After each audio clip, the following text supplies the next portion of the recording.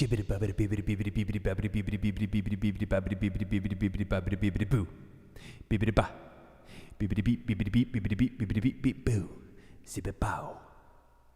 online. We are online in the YouTube. Yes, we are streaming. Yes, this is a SUPcast. What day is it?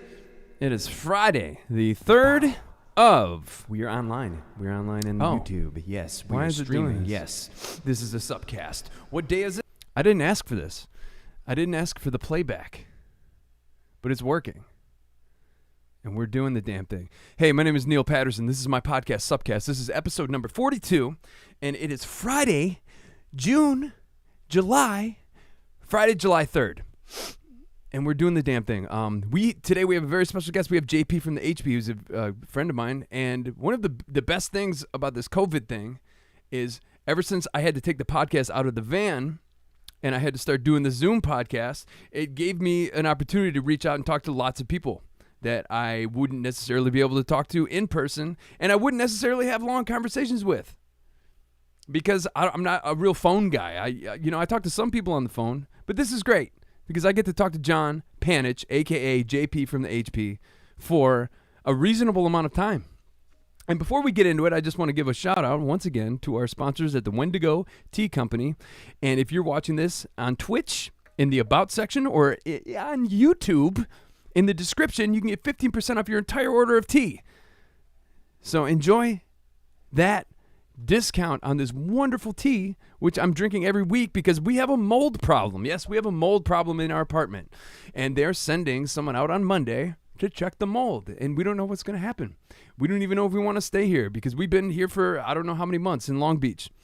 And we've been trapped in this apartment breathing the mold, constantly congested, constantly rubbing each other's eyes, constantly sniffling, constantly crying. It's something. It's something. So yeah, it says right here, Twitch sending data. And it says right here, YouTube online. Yeah. So anyway, yeah, get the tea, get 15% off. And I also want to give another shout out to, I did not get approved for unemployment. I've had zero government help throughout this pandemic. So if you want to help the thing called Patreon, there's a link in the description as well, or in the About section of Twitch, or in the description for the YouTube video. And there's a thing called Patreon, which you can sign up for and support your boy Neil P on a monthly basis. And also follow me on Instagram because I'm posting all types of weird things.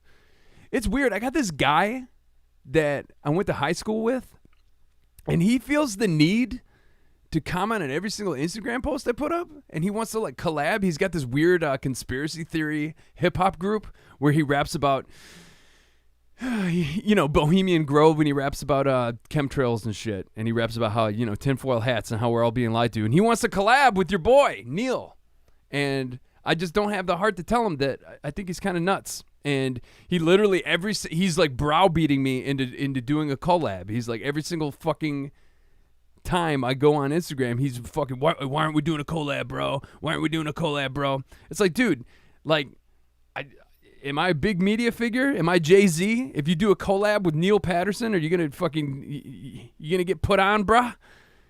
You gonna go to the moon? Doubtful. But anyway, let's get this thing going with JP from the HP. This is a podcast. This is a SUPcast. Thanks for being here if you're being here. And if you're here after the fact, thanks for being here. Anyway, let's roll those credits. Let's go.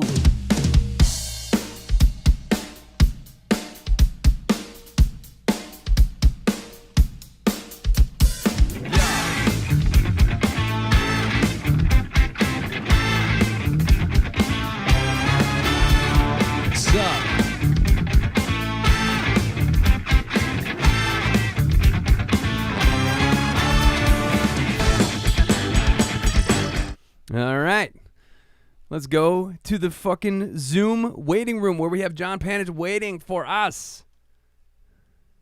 Us meaning me. He's waiting for us, meaning me. Let's do this fucking thing. Jaunt.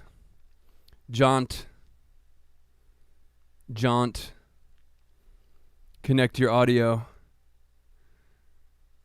Jaunt, connect your audio. Connect your video. John is new to Zoom. Yeah.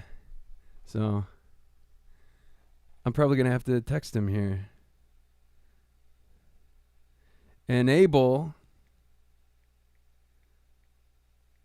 your vid. Enable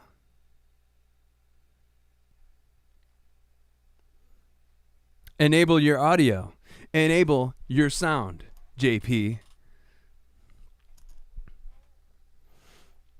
I actually went for a bike ride with my girlfriend earlier, and John was like, "Hey, do you think we could test this out before we go live?" We didn't test it out, so now we're just. Here we go. I see you. Now you got to enable your audio. You got to enable the audio. There you go. Oh, I hear you. What up? Oh, hey. What up, baby boy? We're on. We're doing it. Here, I got to do one thing right here. Cool. We're rolling, dude. Hey. Sup? Sup? Sup? Sup? Okay, keep talking. I want to get your level here. All right. Keep talking. Sup, suppity sup, and I supped. And I was just supping, and then someone supped up to me and was like, sup. I was like, sup. And then after that, it just totally supped. Totally supped. Keep talking. Yeah. Also, there you go. Okay, you were kind of quiet before. I think you were far away from the phone. Cool, we're rolling. It was a nightmare getting all this together because my phone screen is broken.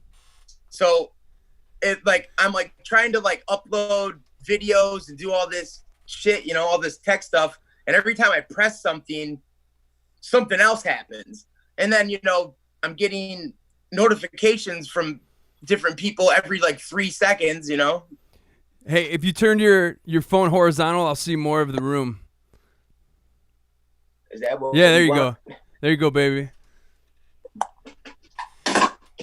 J motherfucking P. J motherfucking P from the HP. The Prince of Hamtramck. Madagascar Jones. The man, the myth. So the whole sup thing around the period of Yo. Can you hear me? You can hear me? I can hear you. Okay, cool. Sup turned into a thing, bro. Apparently so, dude. Because it was a thing with you, and when we were doing the Yo song back in 2011, and we started saying sup a whole bunch, and then we went on tour with this Canadian guy, and my drummer at the time. Do you remember Bobbins, the guy with the long dreadlocks? Do you remember meeting him? Drummer guy? Your drummer? Yeah, our old drummer, Bobbins.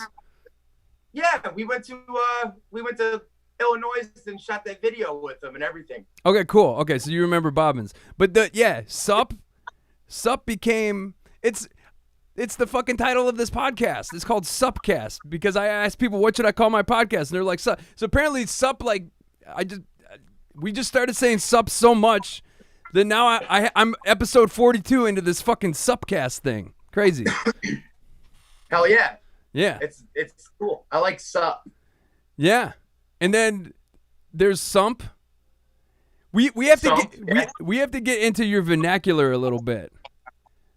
All right. Because when we shot that video, I remember Murph, the guy that directed the video, he said, he's like, you guys sure like words a lot. Because if you hang out with John Panich, you pretty much just riff on words and phrasings and just we just say dumb shit and it ends up meaning nothing, but it goes on for a long period of time, Oh yeah. Oh yeah.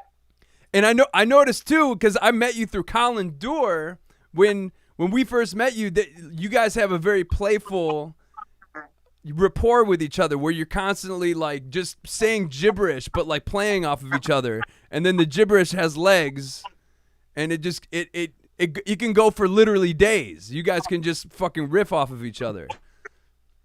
We go for days on end, bro. But I like that because it doesn't have to necessarily mean anything. It's just this stream of consciousness, bleeble blabble, just making shit up forever. It's coded data. We're transferring coded data. Yeah. To each other. it means something. It feels something. It can't be described. You have to be in on it to know about it. Yes. You know, basically inside jokes, but that can't be told without context, you know? Yeah, and the dude that was making that video when we were in Illinois, he had no idea what the fuck we were talking about. And he felt left out, man. He was left out. he just said he just said, you guys like words. You guys sure like words.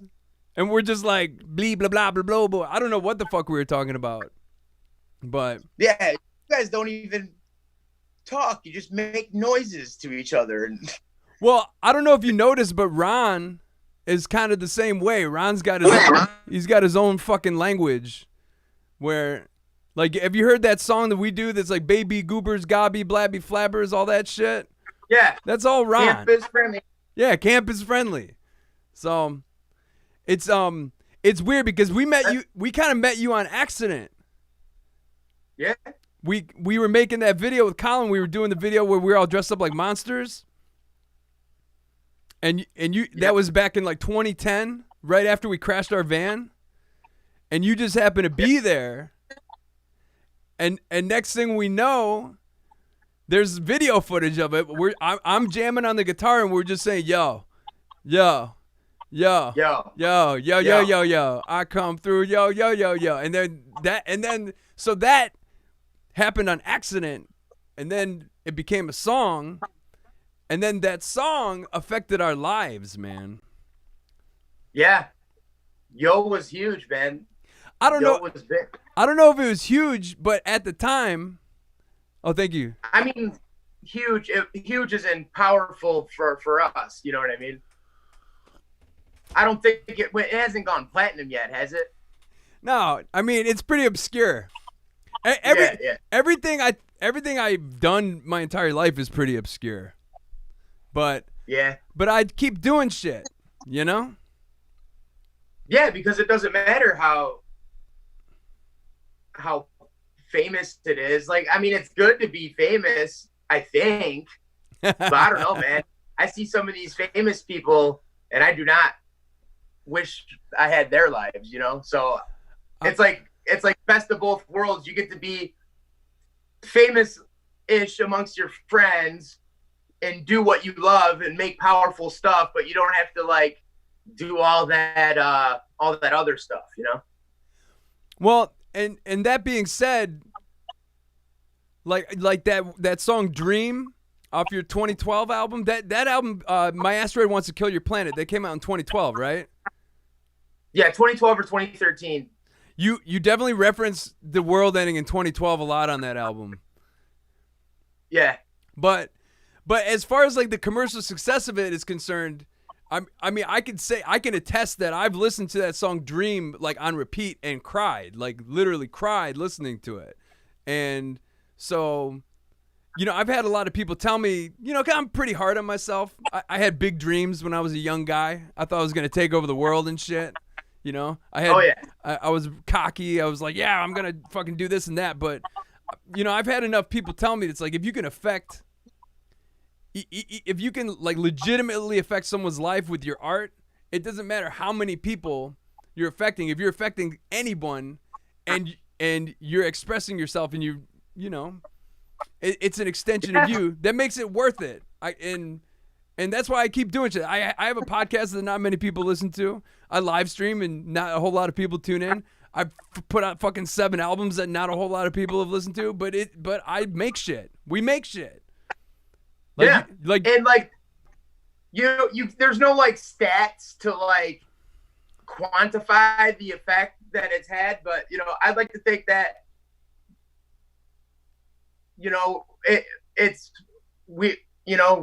us as like underground artists affect things more than we think, and you know, there's no like big money to like quantify it, but I don't know. I just think that we affect more than we give ourselves credit for, you know? Yeah, I'm generally pretty hard on myself. What are you smoking there, man? We're more important than Kanye West. Did you hear his new song? No. He's got a new song. It's a pretty powerful video. It's a lot of like found footage, but a lot of police brutality stuff. It's very what's the word I'm looking for? Visceral. It's visceral and topical. Yeah. Are you a fan of Kanye West? One of my favorite artists. Yeah, big fan, man. I was like the song where the entire song drops out and then they play that Blades of Glory clip where Will Ferrell, he's like, we're gonna dance to one song, My Lovely Lady Lumps. I think that's how it goes. He goes, what does that even mean? He's like, you know why we say that? Because it's provocative or whatever. Yeah. He's like, I don't even know what that means. Fucking, who says that? Napoleon Dynamite. I don't even know what that means. Yeah, but it's provocative. Gets the people going. That's a great song. That song with Jay-Z. They did that album with Jay-Z. It was like a duo album project. Incredible, man. Kanye's music in terms of like its potency and effect on the hip hop world and on the world in general, he's just massive. You know, like he's influenced music on such a large scale. You know, not maybe all like on purpose, but it definitely happened, man. Definitely powerful artist right there, man. Was he at the helm of a lot of the crooner stuff, the auto-tune crooning and whatever? Did he help popularize that, or was that more of like what Drake's influence? He helped popularize that for sure. He used it a lot, like a lot where it wouldn't normally be used. Like he sang like hooks. He did shit with like Young Jeezy where he used auto-tune. He did the 808s and Heartbreaks, which was like an auto-tuned album. Well, a lot of shit's auto-tuned, but like noticeably auto-tuned. Yeah. As the robotic effect. You know, he had the 808s and Heartbreaks where it was all that, you know? Well, I feel like in the late 2000s, it like there was a sea change where it's like the auto-tune became... Like, because at first I remember hearing Akon do it, and then I heard T-Pain do it, and it seemed like kind of just like a parlor trick. Like it seemed just kind of like something those two guys did. But now, it's literally, it literally is on every fucking track now. Like it's just a part of the language, and it was weird. I remember being like, well, this motherfucker T-Pain probably can't sing if he's doing that to his voice. But did you see the Tiny Desk concert? Where turns out he's incredible. Like he didn't use it because he couldn't sing. You know what I mean? Like it was like a cool trend. It sounded cool. You know what I mean? And he's amazing. I haven't seen that concert. It's on YouTube. Desk, but I know that he's a phenomenal singer. Yeah, it's mind-blowing. I was moved by it. I was just like, holy shit, T-Pain is amazing. and you know, I wouldn't have known that if he didn't sing without auto-tune. I was just, you know, I'm just a rocker guy for the most part. I really appreciate hip-hop. You know, like when I was in third grade, I started my first rap group after I heard Public Enemy. It was like 1980. It was like 91. Maybe I was in fifth grade. Man, I started one in third grade too. Yeah, I think I was in fifth grade because we got the album Apocalypse 91, The Enemy Strikes Black, and it was on CD. And I remember listening to that fucking album in this dude Andy's basement, and I was just like, we need to start a rap group. And I grew up in Northville, bro. You know where Northville is? It's like a little west of Livonia. It's like one of the whitest suburbs of Detroit. And it's super cringy because I didn't even have a grasp of what society actually was back then because I grew up in this little fucking bubble of a town. But we're like, what should we call our fucking rap group? And we called our rap group On Parole. And it's like, but I was in fifth grade. I was a little fat white kid in Northville. And that just goes to show how cartoonish, like a lot of hip hop music was like portrayed, especially to kids in the suburbs. Well, I mean, if you're a kid, your brain is basically a cartoon, you know? So it's like you're just going to perceive it that way anyway. But then also it's like you got Dr. Dre, a kid's going to love a doctor, and you got Snoop Doggy Dogg, kids love little dogs, you know what I mean? And you know, all the rappers are like Lil something, young this, young that, you know, it definitely appeals huge to kids for sure. Well, remember when Doggy Style came out? The entire album art was all a cartoon. It was a little a little comic strip. And I've talked to Norwood, the dude from Fishbone, about this because he grew up in South Central LA. He was around during the Rodney King riots, and he grew up in the hood, dude. And I just told him, yeah, when Snoop Dogg came out when I was a kid, we just thought it was naughty. Well, I couldn't really conceptualize as a 6th grader all of the shit he was talking about. I didn't know he was talking about shooting people and being in a gang and selling drugs and fucking. I just was like, wow, this is cool, you know? Yeah. And it was and they use those G-Funk samples or those P-Funk samples a lot, and like, but then added like crazy, like that high-pitched synth, and it sounded so cool. I remember hearing Dre Day on headphones. My cousin gave me headphones. I was listening to Dre Day, and that was like the coolest moment I remember. It was like I felt like I was taking drugs by listening to it because it was sounded so good, and like I've been chasing that feeling ever since, man. And how old were you when you heard Dre Day? Because that was like about 5 or 6 years old. Okay, so I'm a little bit older than you. Maybe what? 92. Yeah, I think I'm trying to think of how I think 92 is when Doggy Style came out. So I was in like 6th grade. And in 91 I was listening to Public Enemy. So I was like 10. No, maybe I was 11 or 12. I don't fucking know. I'm not good at math. No, man, let's do the research, man. No. Let's dig deep. But so you remember like Plain as Day, hearing Dre Day, and would you say that was a life-changing moment for you? Yeah, I would definitely say so, man. It's when I fell in love with rap music for sure, because my parents liked the Beatles and Zeppelin, and they like Hendrix and, you know, Queen and stuff, and I always liked that music, but it didn't affect me the way that affected me, for sure. When I heard that for the first time, it was like I was listening to like alien scientists or something. Like,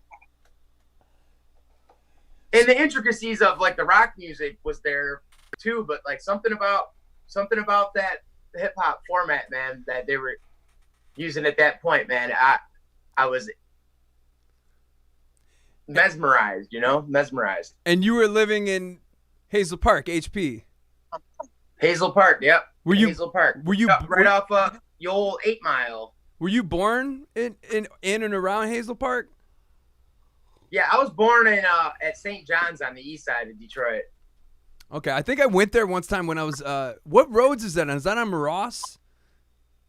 I believe so. Okay, I think I went there one time when I was having a panic attack before I knew what panic attacks were. When you were dying, then. I was dying. Yeah, you went there when you were dying. I actually for sure thought I was gonna die, and this was like 04. Because I was living in St. Clair Shores in this guy's basement, and I was drinking a lot at the time. I was really heavy, and I'm dying, and I think it's like Marossa 94, isn't it, on the east side, St. John's? I think so, man. I mean, I was just over there like earlier today, but I don't know. I haven't thought about that place. I don't think about that place too often. So you were born. You literally became born in Detroit and grew up in HP. Yeah. Where are you now? Right by right off of 8 Mile. I remember that it was crazy growing up here because it was like, hey, don't cross 8 Mile. And as a kid, I'm like, well, why? You know, and like my mom trying to explain that, you know, had to have been pretty weird to explain that to a kid. But she's like, you know, well, you know, there's like racial tension and stuff because it was around the Rodney King time, you know, and Malice Green and stuff. So I was like, racial tension? What's that? I thought it was like some lady named Rachel, like Rachel Tension. I was like, I'm like, man, I fucking hate Rachel Tension, dude. She's a bitch, dude.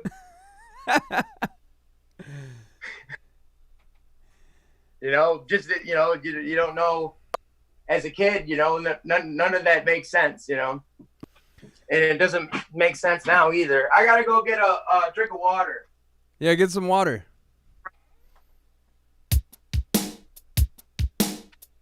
Here we go. Oh, let me stop that.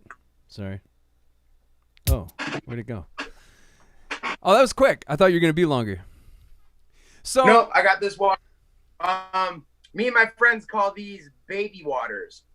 That's a baby water. These giant waters, baby water. Because I was in Hamtramck waiting on the bus, and this little boy was in the middle of the street on Kniff, and he's holding up traffic. He's just standing in the middle of the street, and there's like 9 cars backed up behind him, and this guy is like really mad, and he goes to yell at the kid, you know, but like he speaks like broken English, so like he can't say exactly what he's feeling to the kid, you know, to where like English person would understand it. And he's like, I don't even know. What are you? Who are you? He yelled. He's again. Who are you? And I was like, oh my. And that was like, so, like who the kid is, like that matters, you know. But like I know what the guy was saying. Like, where's your parents? Why are you out here? Yeah, just get out of the street. Who are you? You know, and I thought that was really funny. You know, it was cute. And I'm laughing, and then I hear hey, and I look behind me, and it's another little kid on a bike, and he looks at me and he looks at my water and he goes, "That's a baby water," and then just rides away. And so I was pretty like flabbergasted by the whole experience, and then I started calling these baby waters now. Yeah, I mean, but he was like punking me out. He was like, "That's a baby water." Yeah, and he just rides away on his bike. And I'm like, all right, it's the baby water. So these are baby waters. It's literally an entire gallon of spring water is a baby water. Drink one baby water a day. If that's a baby water, then what's an adult water? Crazy. Mm-hmm. So hey, let's get back to the HP 8 Mile thing, because my dad, who was an asshole, he grew up in Grosse Pointe Park, I believe, and you know, like right across from fucking Mac. You know, that's like their 8 Mile. Like, don't cross Mac, because yeah. And so HP, back when you were growing up in the early 90s or whatever, there was racial tension, but what was the demographic of the actual city of Hazel Park? Was it segregated? Was there like you cross 8 Mile and it's predominantly black? Very clear divisive, or if that's a word. That is a word. Yeah. It was almost completely like 90% white, 10% like everything else. Yeah. And then 8 Mile was like right there. That neighborhood was, you know, like 95% black, 90% black or something like that. Yeah. So very, very clear line, racial divide on that line. Yeah. Yeah, because that's something a lot of people don't understand about Detroit, is when I try to explain Detroit to people, they just think it's like this big war zone, but there's all these like pockets, you know, like, because where my mom lives right now in Dearborn, it's predominantly Middle Eastern people, but then in Inkster it's predominantly black, and then in Livonia it's like fucking 99% white, and the city I grew up in is like 100,000,000% white. You know, it seems like it's super fucking sectioned off, and it almost seems like they did that on purpose when the infrastructure was just being, you know, when Henry Ford came in and all of the Industrial Revolution or whatever was happening, it seems like it all was meant to be like that. Do you get that vibe? Yeah, and it's interesting to think of why, like, what were the actual influences that caused that to happen, you know? Because my mom grew up on the east side of Detroit over by the hospital, you know, by St. John's. And, you know, there was like riots, like race riots and all that stuff, you know, and then like everyone moved out of that area, you know, and I don't know exactly what was happening, like what the exact influences are, but yeah, it's kind of odd for there to be such like hard lines of, you know, of like how people get like herded around, you know what I mean? Like, yeah. like where they go, like it's weird to say it's by design. I would have to see more, but very possible. Yeah, I always because it doesn't make sense for like a natural division like that to happen. I don't think, but someone in the comments just said most cities have geographical segregation based off of working class, poor, etc. And most of the poor were of minorities. Yeah, it makes sense because it seems like it's that way in St. Louis. It seems like it's that way in Los Angeles. Well, there's something different about the terrain of those areas. You know, it's not like this. It's not like that's like a poor looking land or something versus like Hazel Park right across. It's like identical actually. Yeah. Like you can't tell if you're going on 75, you can't tell like when one starts and when the other ends, you know, like riding up the freeway past it, you know. When you started, Hazel Park was poor, like very poor, you know. Yeah, what did they call it? Doesn't it have some nicknames? Well, they call it Hazeltucky because it was like I guess a lot of people from Kentucky were there. But I mean, like it's literally Kentucky people. Crazy. Yeah, but I mean, that's, you know, nicknames are hardly ever accurate. I think they're just like generalized as fuck, and they sound cool and they stick. And you know, how many people were actually from Kentucky? Fucking who knows? You know, a large percentage. So, what was it? Oh, I don't even know. I'm just talking about. But what I like to preface, like most of what I say on this podcast, is I'm just a dude in a band. I don't really know much about anything. I speculate on things, and we have discussions. Right. But I'm certainly the only thing I'm an expert at is like touring or something. You know what I mean? Like if you were to ask me like how to operate a JCM 900 100-watt dual reverb amp, I'm an expert on that. I own one.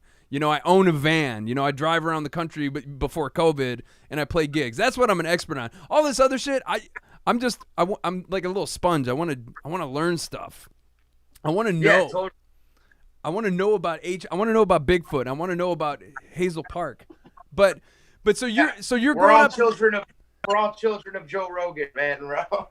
Well, I mean, if he wasn't doing his thing, I would have never been suggested the idea to do my thing. So, but what I wanted to ask about Hazel Park is, so if it was like 90% white and right across the tracks or right across 8 Mile was predominantly black neighborhoods, what was it? What was the communication like between, like growing up? Was there open racism growing up in Hazel Park? Was it or was there an appreciation for black culture? Well, me and like my friends definitely appreciated the culture. We were huge into rap, and we liked, you know, like black movies and actors and stuff like that, and sports. And you know, we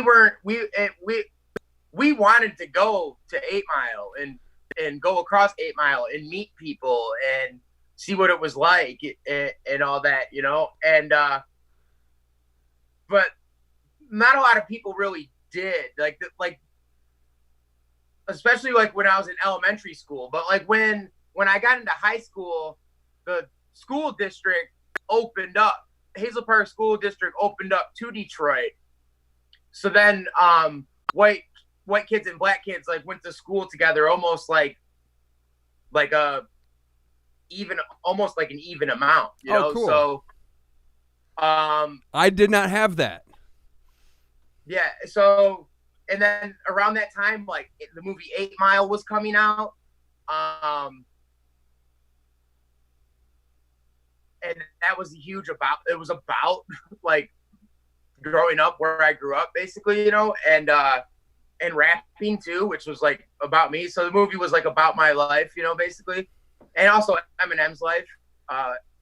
It was a movie. And then, like, you know, Dave Chappelle was doing like huge like black-white commentary. You know, like the biggest golfer in the world was Tiger Woods, and like there's a lot of like melding and melting that seemed to be happening. And people were like, for the most part, really getting along. And I don't know, it feels different now. Yeah. Well, that must have been a positive, like, way to develop your artistic taste and your skills as an MC and whatnot, because, like, would you say you were, like, were you making music back then? And if so... Yeah. I mean, I was attempting to find out how to get in the studio when I was like 8 years old. You know what I mean? And then when technology got better and you could record at home, like a buddy of mine was like, hey, check out this thing I made. And he showed me a song he recorded at his house on the computer. And I was like, you could do that on the computer? And you made that beat? How? Like, this person literally became a god to me. And I just followed them around and asked them, like, how do you do this? How do you do that? How do you do this? How do you do that? How do you do this? How do you do this? You know what I mean? Until today, you know? And now I'm here. Was that person older than you? Like, kind of like an older brother type? No, he was in my age, you know. He was just put onto computers earlier and was like a real smart, like, computer whiz type kid. He actually played music too. He played the saxophone. He played. I remember him from before school because I saw him play the saxophone for a Tigers game. Oh wow! He played the national anthem on saxophone for a Tigers game, and his name's Mike Short, and I was like, man, you're the kid who played sax on the TV, and you know, super smart, talented alien, man. Yeah, because I remember my best friend growing up in middle school had this older brother, and he played guitar. He had this like little Yamaha guitar that was like a Strat ripoff, and he was into music like Dead Milkman and Mr. Bungle, and he was into Bad Religion and Danzig and White Zombie and all this stuff in the 90s. And if it wasn't... Where'd you go? If it wasn't for that dude... Oh, I lost you. I lost JP. But if it wasn't for that dude, I wouldn't be where I am right now. Let's just put it that way. Let's see what's going on here. It was going so well.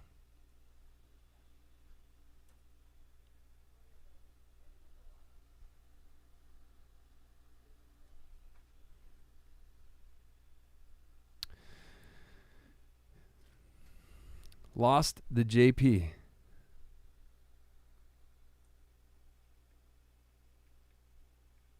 Same link in the email.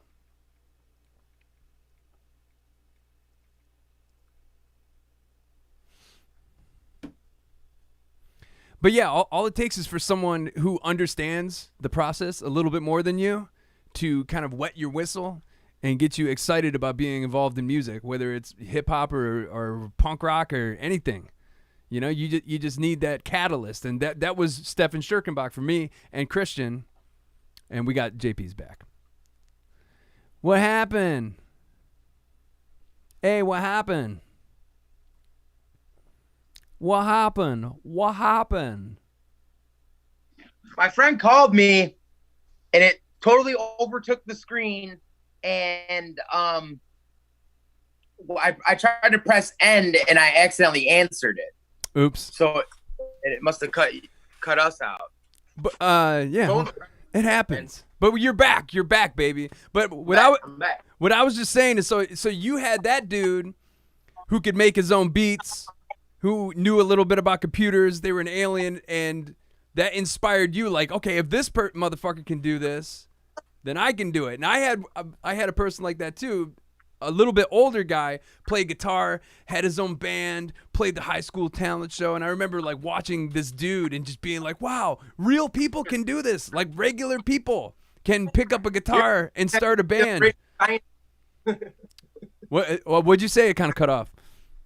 Oh, you don't have to be like a rich scientist or whatever, you know? Yeah. In my head, anything that I didn't understand was created by scientists when I was a kid, you know? I was like, oh, that's a scientist must have did that. Yeah.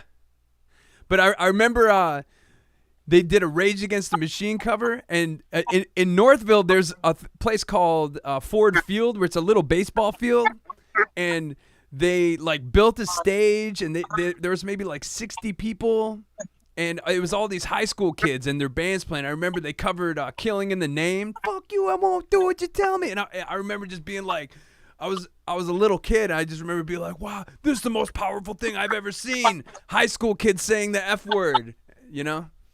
And yeah, but when you're a little, you know, when you're that age, that shit can fucking change you immensely. So HP Hazel Park, it kind of became, it became, what's the word I'm looking for? It wasn't like segregated anymore, and like Eminem was huge, and Chappelle was big, and so there was all this black culture, and you were just like heavily influenced by it. Yeah, definitely. And I think what Eminem did for a lot of kids is, it's like you can be white and be an MC. Like, do you feel like that empowered a lot of like white kids that like wanted to rap and might have been like afraid to try and do so? Maybe. I mean, I always could rap before Eminem, you know, and I always wanted to, and you know, I like was pursuing it and trying to do it. And when he got popular, at first I kind of didn't like it because I thought I was gonna be the first white rapper, big huge white rapper. Like that was like my childhood dream. I'm gonna be the first white rapper. I'm gonna show everyone that I'm cool too, or you know, whatever crazy little kid thought I had, you know. Right. And when Eminem came out, it was kind of like, I can't be the first one anymore, dude. That sucks. And so ever since you listened to Dre Day, like you had been pursuing this before Eminem popped. Cause yeah, Dre Day was like 91. Yeah. Okay, so and you like Shaquille O'Neal also was like one of my favorite rappers. He was like one of the biggest influences on me, you know, Shaquille O'Neal, because he Shaq Diesel. Yeah, he was rapping and he had some good shit, man. Like Shaq had some bars, and he had a good rap voice too. But I was totally into Shaq, big time, man. So big time. I used to like rap along with Shaq all the time, you know. And I had like a second verse, like a fantasy verse on his song "I Know I Got Skills." It was like his first big solo single. Yeah, and then he had the one with Foo Schnickens too. What's up, Doc? Can we rock? That was another one, wasn't it? Yeah. Yeah, that was out a little bit before that. He did a song with Notorious B.I.G. No way, Shaq did? Yeah. Didn't he have that song that was like "My Biological Didn't Bother"? Like it was the lament towards his dad. Too. Yeah. Yep. So I had that on tape, on cassette tape. I used to listen to it. I didn't really understand what it was about, but I would listen to it, and I bet my dad was like, "Why are you listening to this? I bother." You know. I'm right here. JP's biological did in fact bother. That's good. It's good. Bothered my mom. No. Yeah. That's whoa. Bothered my mom. Well, that's fucking cool because I feel like so many of the people that I know that ended up becoming artists or ended up pursuing something creative, that there's always a story behind it where it's like there was a moment that just sparked a path. And even pre me seeing those high school kids playing, the thing that sparked my path the most was the movie Terminator 2 and the Guns N' Roses video that went along with Terminator 2.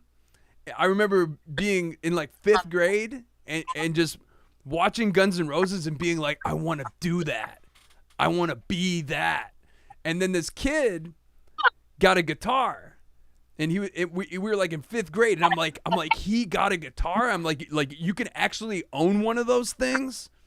and then you don't need a license. Well, man, and then like, bless my mom. Within a year, like I convinced her to buy me a crappy little guitar, and it was just over. You know, and I remember I was taking piano lessons at the time. She like sprung for me to take piano lessons, and I remember when I got my guitar, I actually brought it into the room and I showed my piano teacher and I'm like, check this out. I'm just like, I'm going to do this now. And that was like, I think that was the last piano lesson I ever fucking took, was the piano lesson where I showed the piano teacher, look at this. Yeah. And he probably was, oh man, did I lose you again? I love the piano. Yeah, me too. I know it okay, but it just, something about the guitar just like took over my life. Yeah. So, okay, so you're in HP, you meet this weird saxophone guy, he's making beats. Then what happened after that? What was the trajectory? I started rapping with my friend Darren, and we started writing songs and shit, you know, and we were doing that a little bit before. I'd known him since like junior high, you know, and then in high school, I met people who actually knew how to record and stuff, you know, so we were like trying to figure that out.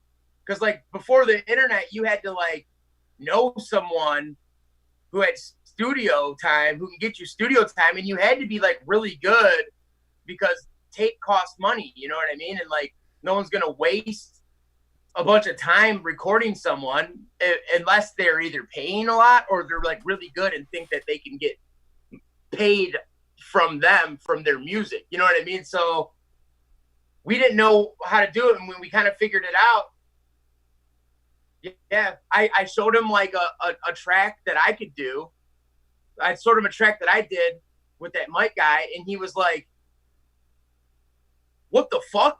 You could do this? And like that sparked him, you know what I mean? And he was like, what the fuck are we doing then? I think he slapped me and was like, you've been able to do this and you're not doing this, you know? And I was like, yeah. Let's do it. And then we made a group and shit and like put out our first album, and we didn't finish it. We started in like 2003. I think we finished like late 2004 or something like that. Crazy. JP and Guaranteed. What was it called? What was it called? You kind of cut out. JP and Guaranteed. Okay. Hell yeah. Because he was guaranteed, and it rhymed with guaranteed, and I was JP. You know, he was guaranteed to rock the mic. You know, and I was JP. I was like the maestro. You know.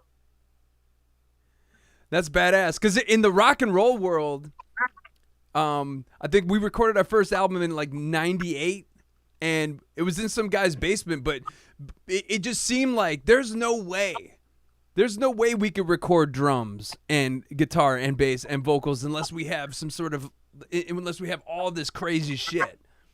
And and I feel like I'm kind of pissed off at myself because like I bought Logic and I'm starting to, you know, I have mics and I'm starting to like produce my own music, but I'm doing it like 20 years into the fucking game. And there's motherfuckers that make amazing shit in their bedroom and they're fucking like 12 years old. Like imagine growing up and having like a Logic setup when you're like 8, you know? Oh yeah. and like say like that all-inspiring person that showed you that you could do it is like your parents. Or like, you know what I mean? Like if you start at that such a young age, you know, yeah, how would you progress? You'd probably be, I don't know, you might be amazing, like even better than you are now, you know? Yeah. But I ever since, it's all about time, like how much time and focus and stuff you can have too. And like the more you do it when you're young, before you're fucking diluted and fucking polluted by by reality, you know what I mean? Like the better you are, you know, the earlier you start. Like shit, since fucking COVID and the lockdowns and stuff, I've gotten better at like absolutely everything that I'm into, you know? Like I'm better at, Jesus Christ, time out, technology. All right. I'm better at like at mixing, and it's asking me if I trust this computer, because I just plugged my phone into the back of my computer to charge. So now it's like creating now they're talking, do you trust this computer? No, actually I don't. Do you trust it? I'm still going to use it. Yeah, but do you legitimately trust it? Well, and that's the thing too, is like what I've spent time on during this whole lockdown is pretty much like video production, teaching myself Logic, doing the podcast remote, and I'm trying to think of what else I've been doing. I've been streaming, and that's what we're doing right now. Like this is literally streaming on the internet right now, which is that there's so much fucking bullshit involved in that, and learning. And it took me like 2 months to get a stream. And right now, we haven't dropped any frames. We've been streaming for 52 minutes, and that's huge, because when I first started doing this, it was terrible. My camera didn't work. It was lagging. I actually like got a new computer, and I sold my old one. I sold a bunch of cameras. I got new cameras that have HDMI. I pretty much like sold my entire setup and like bought different stuff that was more conducive to streaming. But so that is one, what do they call it? One takeaway, one golden little nugget of goodness that came from COVID is I think it gave weirdos like us a chance to really hunker down and learn new skills or refine old ones, you know? Yeah. And like focus on the shit we actually fucking love.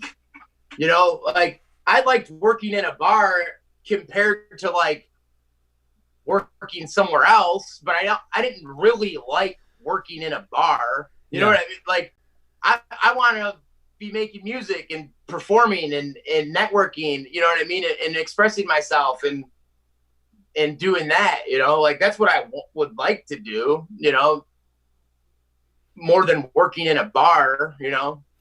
Yeah, but first time I saw a fucking guy get drunk, you know, I wasn't like, I'm gonna be getting him drunk. I want, you know, it wasn't cool, you know, that was not as cool as music, you know, definitely not. I don't think anything is as cool as music. So how old were you when you played your first show?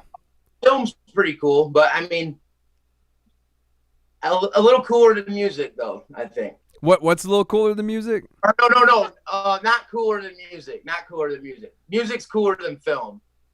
Yeah. I mean, there's some people that think film is cooler than music. I think it's all personal preference, really. No, there's a way to prove this. No. Yeah, we can quantify this. Let's study, dude. No. Yeah. They're all amazing. Everything's cool. Painting is awesome, you know? I like sports. I've been golfing a lot. I golfed in high school, and I got really good, but then I didn't golf for like 10 years or longer. And I just went and started hitting some golf balls during this thing, and I was better than I was when I was like practiced and shit. I was a better golfer than with zero practice, you know? Yeah. And I stopped making music. Like I wasn't making music like at all. I was like workaholic. You know, I hadn't made anything in, 10 years. And I started, I just went and started hitting some golf balls during this thing. And I was better than I was when I was like practiced and shit. I was better years, like 2 or 3 years was the last time I put anything out. And I wasn't making anything. When I sat down and I was like mixing and making the beats, I knew how to do it better, but just magic. It was like magic, like, because I didn't have anything else to worry about. I was just able to focus on it and actually think about it and like dive in, like, oh, I'm not sure what should I do here? I'll just really, really focus on it and figure it out. And like, yeah, I feel like I am better. I'm better at like mixing, better at like writing songs, and better at making beats, and better at everything. So would you say that taking a little time off and like concentrating on different things, because you had like a restaurant thing going, like you had multiple different businesses, I remember, over the last however many years, where you were just hustling and trying to get bread and reinvest in your business. So would you say the music took a back seat during that period? Yeah, it became really hard. I still like loved it, but I think there's only so much stuff you're like, at least my brain can do at once. I can't be like the amount of passion it requires to be like really good at something. I think that's like a well that can run dry. You know what I mean? But when it comes to like actually executing these things, like you can't focus on a trillion things. You can't be like, you can only be a jack of all trades. You can't be an ace of all trades. You know what I mean? Like, basically is the way I look at it, at least me personally, So like, if I really focused on one, then I would suffer in the other. You know what I mean? Like, yeah. Like if I'm thinking about fucking crunching numbers and promoting a business and selling hamburgers and stuff, like,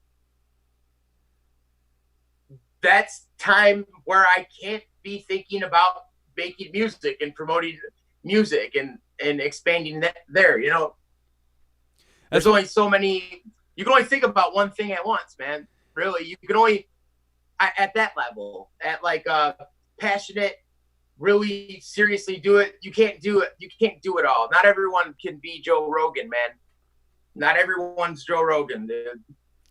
Yeah, because you got to think of the amount of energy it takes to be passionate about one thing, and if you take the amount of energy, that amount of energy, and you put it like, you can't like put it to 4 different things and give it all that same passion, like what you're saying. I totally agree with that, because especially makes sense. Right? Yeah, it makes total sense, because especially with me now, I'm like, I have to switch hats. Like once a week, I'm doing a live stream where I'm performing music, and then once a week, I'm doing a live stream with my girlfriend, and once a week, I'm doing a podcast where I'm talking to someone over the internet, and then in between that, I'm trying to make YouTube content, and I just feel like it's like, okay, like it pretty much like I feel like I'm an online content creator now, because the touring and making albums and the band, when COVID happened, that shit just went, and so now, I am alive on the internet and trying to produce quality audio / video stuff and entertain people to the best of my ability. Considering that I can't get close to people and spit on them like I used to be able to, and you do crazy live performance shit too. Like, you're out in the audience, you got your shirt off, you're sweating all over everyone. This is what I was. When was your first time you rocked the mic, like on stage? Do you remember your first gig? Your first time you ever rapped, like at a gig where like your name was on a flyer? I mean, in talent show in 3rd grade, I rapped Beastie Boys. Get It Together with Q-Tip. It was like Q-Tip and the Beastie Boys. I just rapped all their parts. A show, like a real show at a bar or a venue. So you're like me, man. You loved getting in front of people and doing your thing from a very early age. Because there's a photo of me online where I'm singing and I'm like painted blue and I got a big blue fucking wig that I'm wearing and stuff. But like, I knew even when I was that young that I loved singing loudly and like passionately in front of people. It was exhilarating to me, and I was young, that's cool. Yeah. I feel like that's what yeah, I feel like Hi, I'm JP. Hey, I'm Neil. I feel like so many people I've met in my life, I meet them by accident, but they end up being a part of the same weird kind of like alien type personality as me. Just from traveling and like, I mean, I don't know what are the odds like we meet you when we're doing that video with Colin, but I don't know how I got roped into it. I think Colin asked me, but literally within a week, we were driving around in my van filming that video where you were like naked running through the streets of Detroit. Remember what video was that for? Stadium Ovation. Okay. Yeah. Yeah. Oh, yeah. You were the wheelman for that. I was the wheelman. And so Colin was in the back of the van filming out the back of the van, and you were straight up, you had shoes on, but you were fully nude running through the streets of Detroit in the winter. There was snow on the ground. And it was cold. It was like 0 degrees that day. And I wish it was snowing more because we were supposed to have a blizzard. Yeah. And we wanted it to be in the blizzard, but like it wasn't. It stopped blizzarding a little bit. But that I've been in therapy lately, and my therapist she's been trying to get me to really tap into being grateful for the experiences that I've had and the people I've met and how it's all kind of happened naturally. But like, yeah, like you meet this weird dude. And next thing you know, you're driving around in a van, and he's running behind your van butt naked in Detroit. Like that. Yeah, now he's on your podcast. but we're friends. I mean, we've known each other for a long time now. It's that like 10 years. We met in 2010. Yeah, it's crazy how things go. Yeah, and it is. I think it does happen naturally. That wasn't part of like the script, that wasn't like, hey, I got to meet this weird naked dude. And, you know what I mean? Like, yeah. But I think weirdos in general attract other weirdos. And I don't know much about the law of attraction. I don't know much about the subatomic particles that like they attract like energies and whatnot. But dude, like in my life, I've gone a lot of places and I've met a fuckload of weirdos, and I'm grateful for how interesting the journey has been. Like I don't have a lot of money, but I'm here and I've done a lot of fucking like amazingly fun, exciting shit. And I've documented a lot of it. Like we went to war with 1,200 juggalos. Like I drove around Detroit while JP was naked in the winter. Like think about all the amazing shit you've done just by being a weirdo. Yeah, man. What was the one hip? Those are good thoughts, man. Those are real good thoughts. It seems like those moments might not ever come back. Sometimes, like we'll never have the opportunity to do that again. Maybe not. I don't know.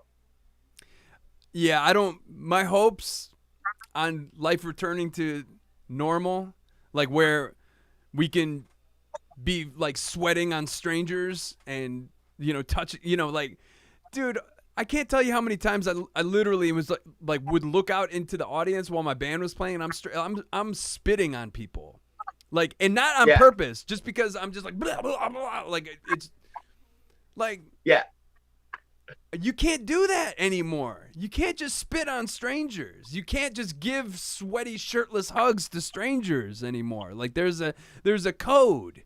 You can't You can't invite a dude on stage and open mouth kiss them for a reaction. Like, you know? Yeah. Like, yeah.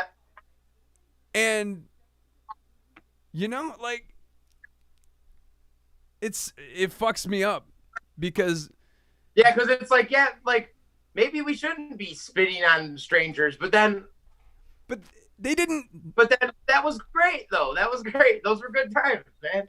And in that setting, in the live show setting, whether it's a hip hop show or a rock show, when it's hype, no one gives a fuck how sweaty the person in front of them is. No one gives a fuck if there's people like who are pretty basically drenched in sweat.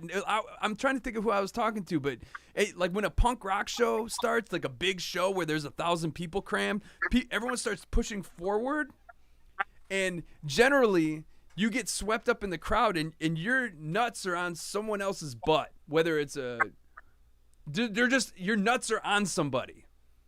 And yeah. And a lot of times that person will look over their shoulder and just be like, oh, hey. And then you're just like, oh, hey, you're literally getting pushed by 700 people towards the stage. Like, that's what I want.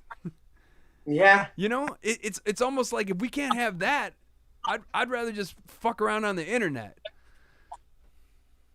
Totally. Because and we can at least do that. We can fuck around on the internet, and it's pretty cool, you know. It's something. It's something, yeah. Oh man, but that raw primal experience, like I'm not sure that anyone will ever experience that shit again, you know, like who knows, like 100 years from now, if like people will even know that even took place, you know? Or like, remember when people were dirty scoundrels who were just like rubbed their bacteria on everyone and swore, you know, like, ew, they were gross. But, you know, dude, hey, it was awesome, I'll tell you that.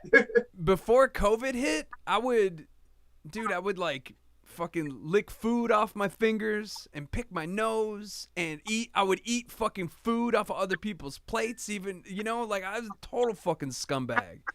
You know? Yeah, same. Like back when I used to drink, dude, I would go around a party and I would drink all the half-drinking beers, and then I would sometimes I'd pull a cigarette butt out of one of them and just be like, and then like, so the next one you gotta just swish it around, make sure there's not a cigarette. I mean, like, not shower for a fucking week on tour, just dirty fucking shit. And now, you know, I fucking use my debit card and then immediately hand sanitizer, you know, like it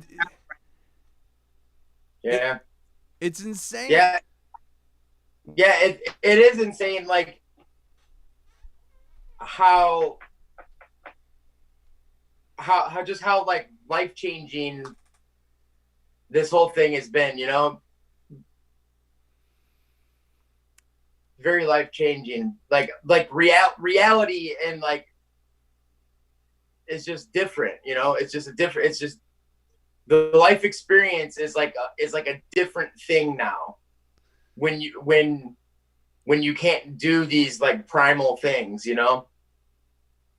Yeah, like my girlfriend has friends that are like talking to dudes on Twitter and not Twitter, Tinder. I can't even think right now. But this one chick is like talking to this dude, and she's like, "Yeah, let's get together, come on over." And he's like, "I don't know, I might kill my parents if I go on a date with you because that's who I'm staying with right now." Like that type of shit. Like you actually have to consider that now. Like yeah. You just, if you get together with someone and are just in the same room as them, you could potentially like get sick and get a shitload of people sick, depending on if you have roommates, you know? It's like, yeah. I can't tell you how many times I can't tell you how many times I was fucking loaded and would just like hang on strangers. Like I tried wrestling dudes in the bar. Like I would just like go up to people I didn't know and put my arm around them and like sweat and breathe and just, I was, you know, that like we can't act. Yeah, now if If someone if touched someone me, does that, yeah.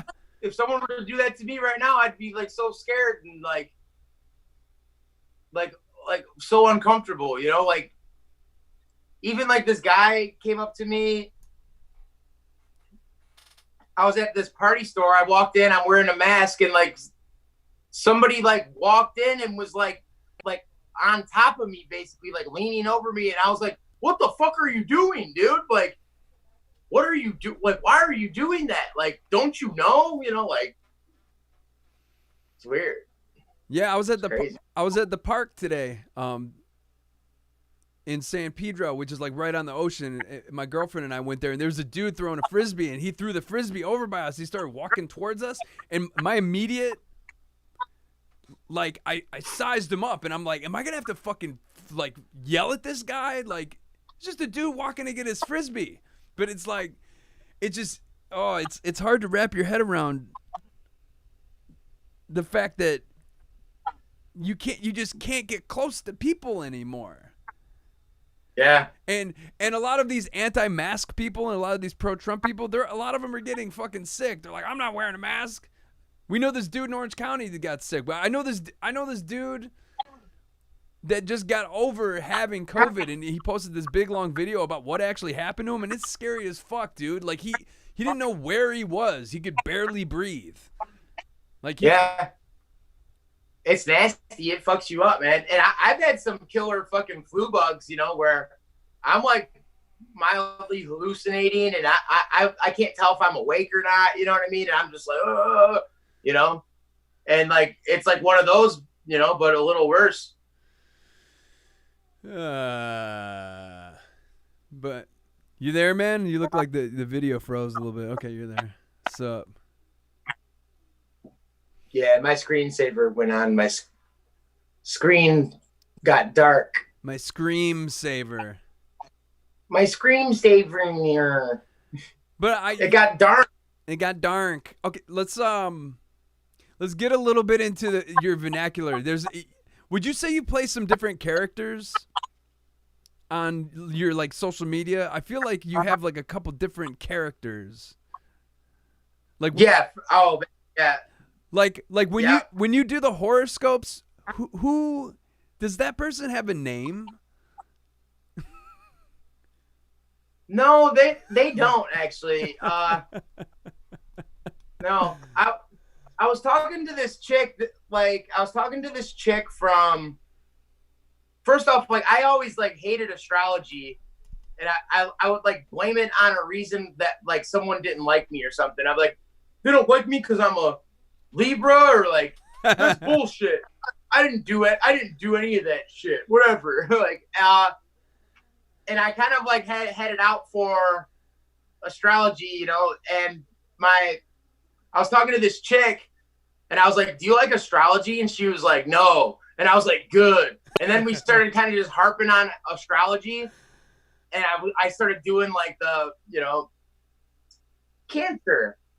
Tomorrow will be the most eventful or uneventful day of your life, depending on whether you decide to stick to your guns or go with your gut instinct. You know what I mean? Just like, and I just like, and it was so funny at the time, and I just kept ripping them, doing them, and I'm like, I'm just gonna start doing that on Instagram. And I started doing it. That was like the first little character thing, I think. Yeah. And then like. Then I'd be a stoner. Stoner guy, dude. There's like this like kind of like hillbilly guy who's like a kind of like a thug or something, like a fucking like a criminal kind of guy. He don't care. He's always got it out for the stupid ass judge.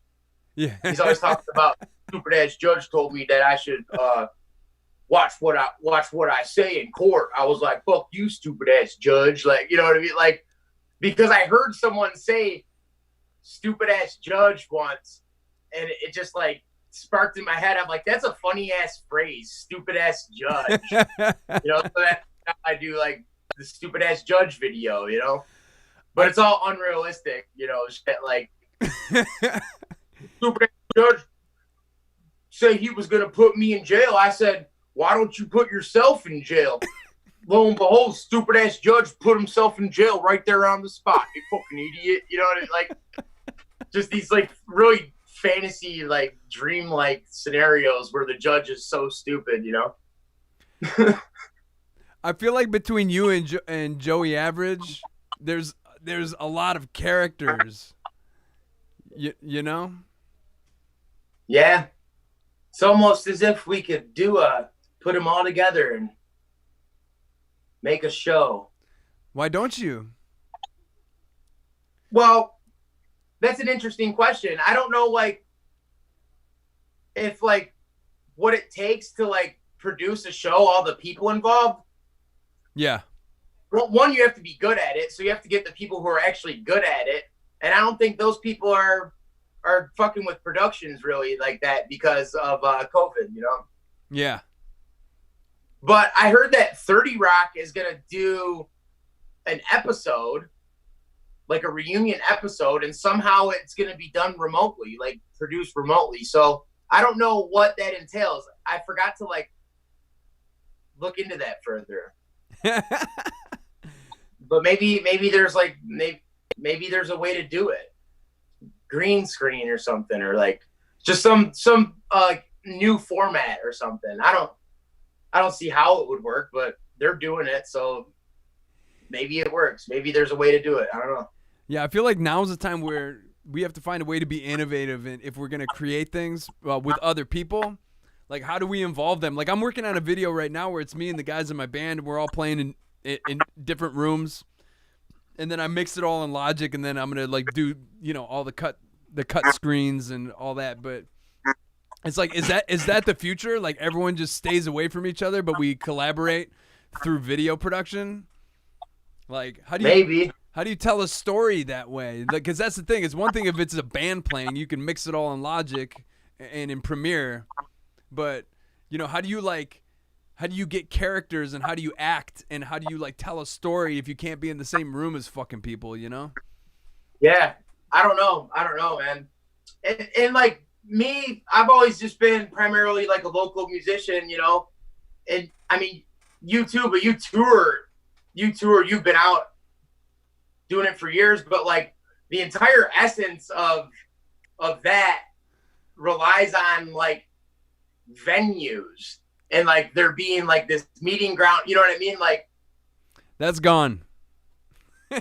And you like that's not an option, so it's like what do you do? Like I was like I'm putting out music, and my whole goal really when to put out music, I like to sell records and stuff, but like the big payoff is playing and live in front of a bunch of people and being received and sweating on people. So if you can't do that, what do? You know what I mean? Like being able to walk off stage and have someone say, hey, great show, or like, oh man, you're awesome, like or like like that's like the big payoff, and like there's no big payoff. So because if you put your shit on a streaming platform or on YouTube or whatever, you can see that it got a view, you can see that it got a listen, but you're not there holding their hand while they're enjoying what you made. That like that whole visceral immediate reaction to your art, it's fucking gone. Like when you stream, there's a chat. And people will like they'll say stuff in the chat and they'll like put emojis or whatever or emotes. Yeah. And that's trying to be like they're really there, trying to simulate a real audience experience. Yeah. And experience either too, And that's the closest thing you'll get to hearing people clapping or cheering is like a bunch of fucking emojis on a screen. When you're like when I'm doing my live streams and I get done with a song, it's fucking silent.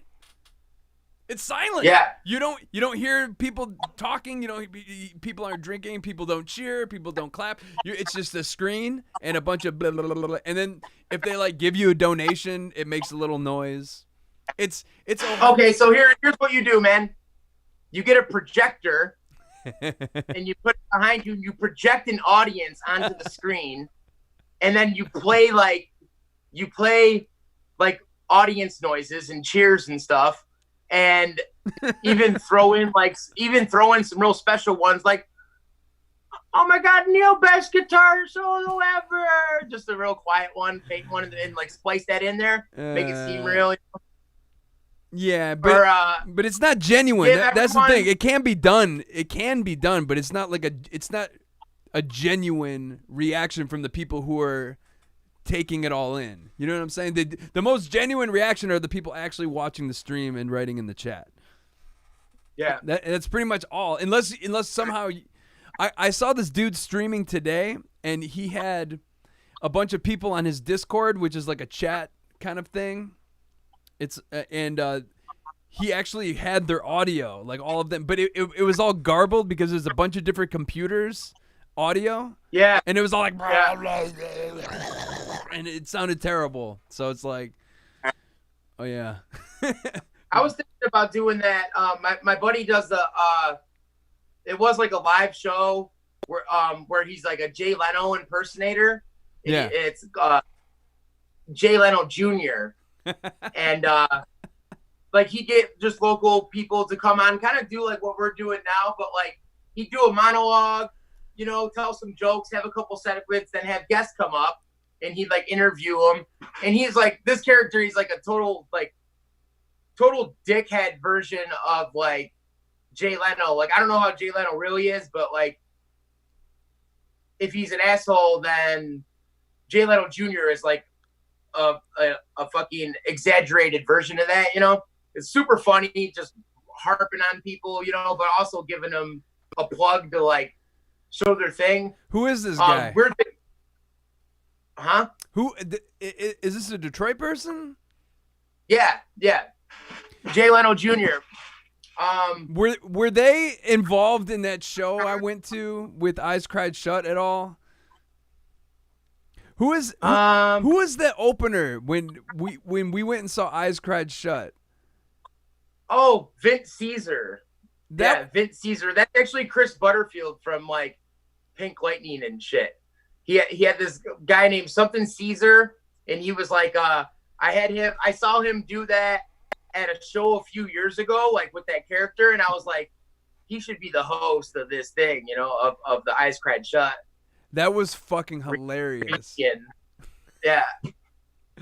Oh yeah, but no, that's not the same guy. Okay, but I was about to say, like, I could see that guy doing something like that. Yeah, no, this guy, the Jay Leno Jr., it's real solid. But I've been helping out with the production and like doing some sketches here and there. Yeah. And we've been doing like trying to do like the live, how like Stephen Colbert does his show now, but it's just him sitting at home without an audience, you know? Yeah. Is that like a creative way to make this all happen, you know? Like people aren't too privy to like VR headsets, but if they were and everyone had one, you could totally simulate a room, you know what I mean? And simulate, because you can go to sports games, you can go to a baseball game on your VR, you know what I mean? Like, and like be like sitting there at the actual place. They'll have like the virtual reality camera set up. They'll like take up a little bit of space, but you have a full 360 field of vision where you can see all around you. And the expansion of that is re-uploading your avatar into that. So when you're looking around, you're looking at another person who's there, you know? Wow. And it's like not stretch. It's a way that we could be digitally, like we could experience life a little more, you know, like the senses won't be there. Yeah. But I mean, why? Like, but I'm like, why even go there unless we have to? You know, so I'm hoping things go back to normal. I'm not excited to go to digital land. You know what I mean? Like, I'd rather not. I'd rather do real things. But if we have to, then we can develop them and make them better. But then it's like, I don't know. Yeah, the future of live performance is just like us in a room performing for other people, like separately watching on VR headsets, and everyone's looking around at like digital versions of themselves. Eee. Yeah. They better be wearing masks, though. They better be what? wearing a mask. Yeah. Even the avatars have to wear a mask. Yeah, like if your VR set has like, if your VR set, like McAfee will just start making VR set masks that are also software that protect the your VR set from viruses. You know what I mean? Yeah. What if it gets to the point where even in virtual reality, there's some sort of fucking COVID that exists, so everyone has to wear, their avatars have to wear a mask, or else they might get like virtual COVID. Yeah. dude, I got the virtual COVID. My avatar's so sick right now. Oh yeah. Oh, I did. That's fucking crazy. I like that. That's fun. My avatar got COVID. My avatar's on a ventilator right now. You're sitting there in virtual reality, like in a hospital bed and shit.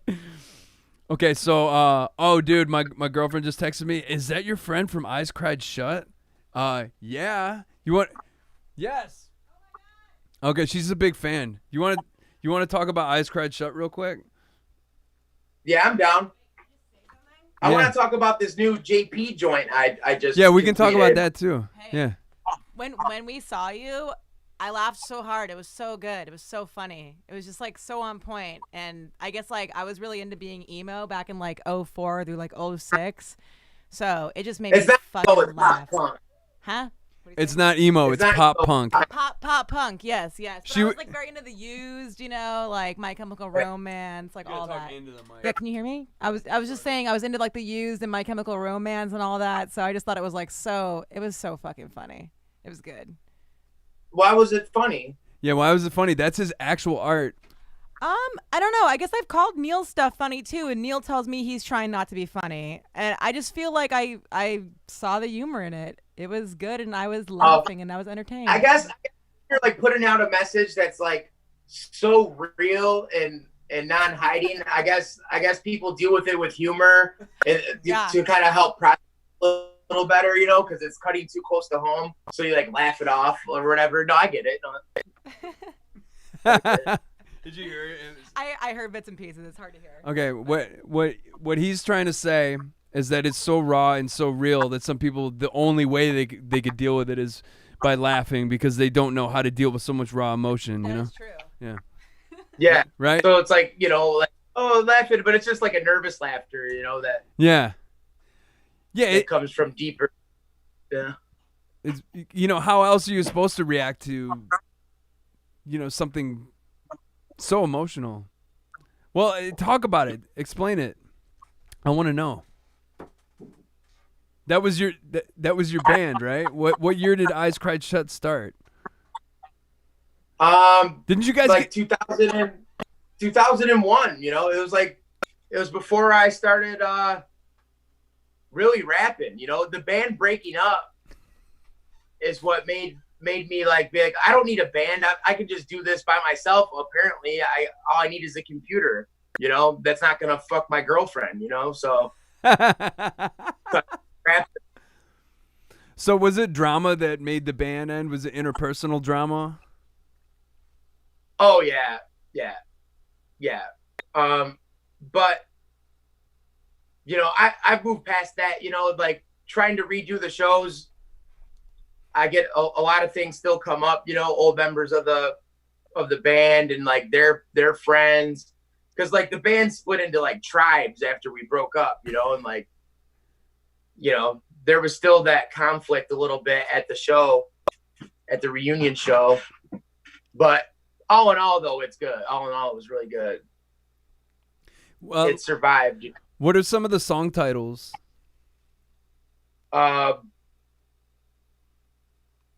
You Have Me was a big one.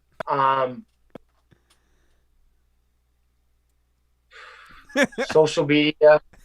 Oh, there's Social Media was the only new one.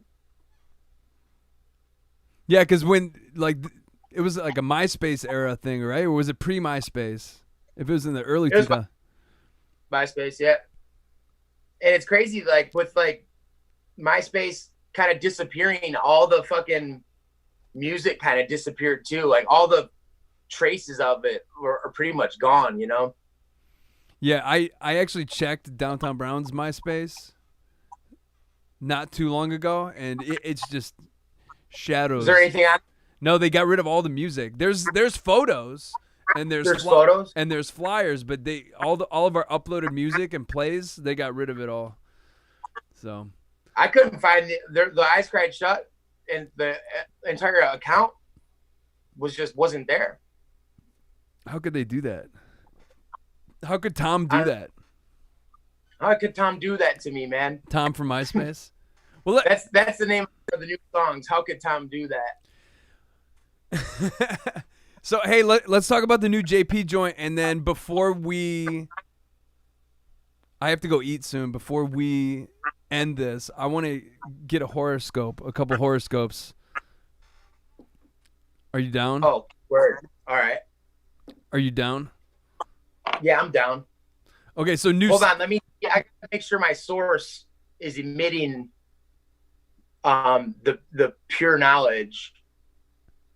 Yeah. So I gotta get out to my source real quick to make sure that I have the proper knowledge. I don't want to give you an inaccurate reading, you know? Okay. So let me check my source real quick. Yeah. Do what you got. Yeah, we'll be good. We'll be good. By the time I'll be able to channel the source by the time we're ready to talk about it. Okay. I'll be able to channel. Yeah. Oh yeah. But yeah, the new joint, I've been like trying to upload it. I don't know if it took to the internet. I'm gonna have to check and see if it made it on this series of tubes. What are you using for digital distribution? Are you doing TuneCore? Are you doing CD Baby? Are you doing DistroKid? I was gonna do CD Baby. Okay. But I just put it on, like, it won't be live on everything else, or it won't be. That'll take a day or two or a week or two or something. I don't know, but it's on YouTube right now for sure. Okay, cool.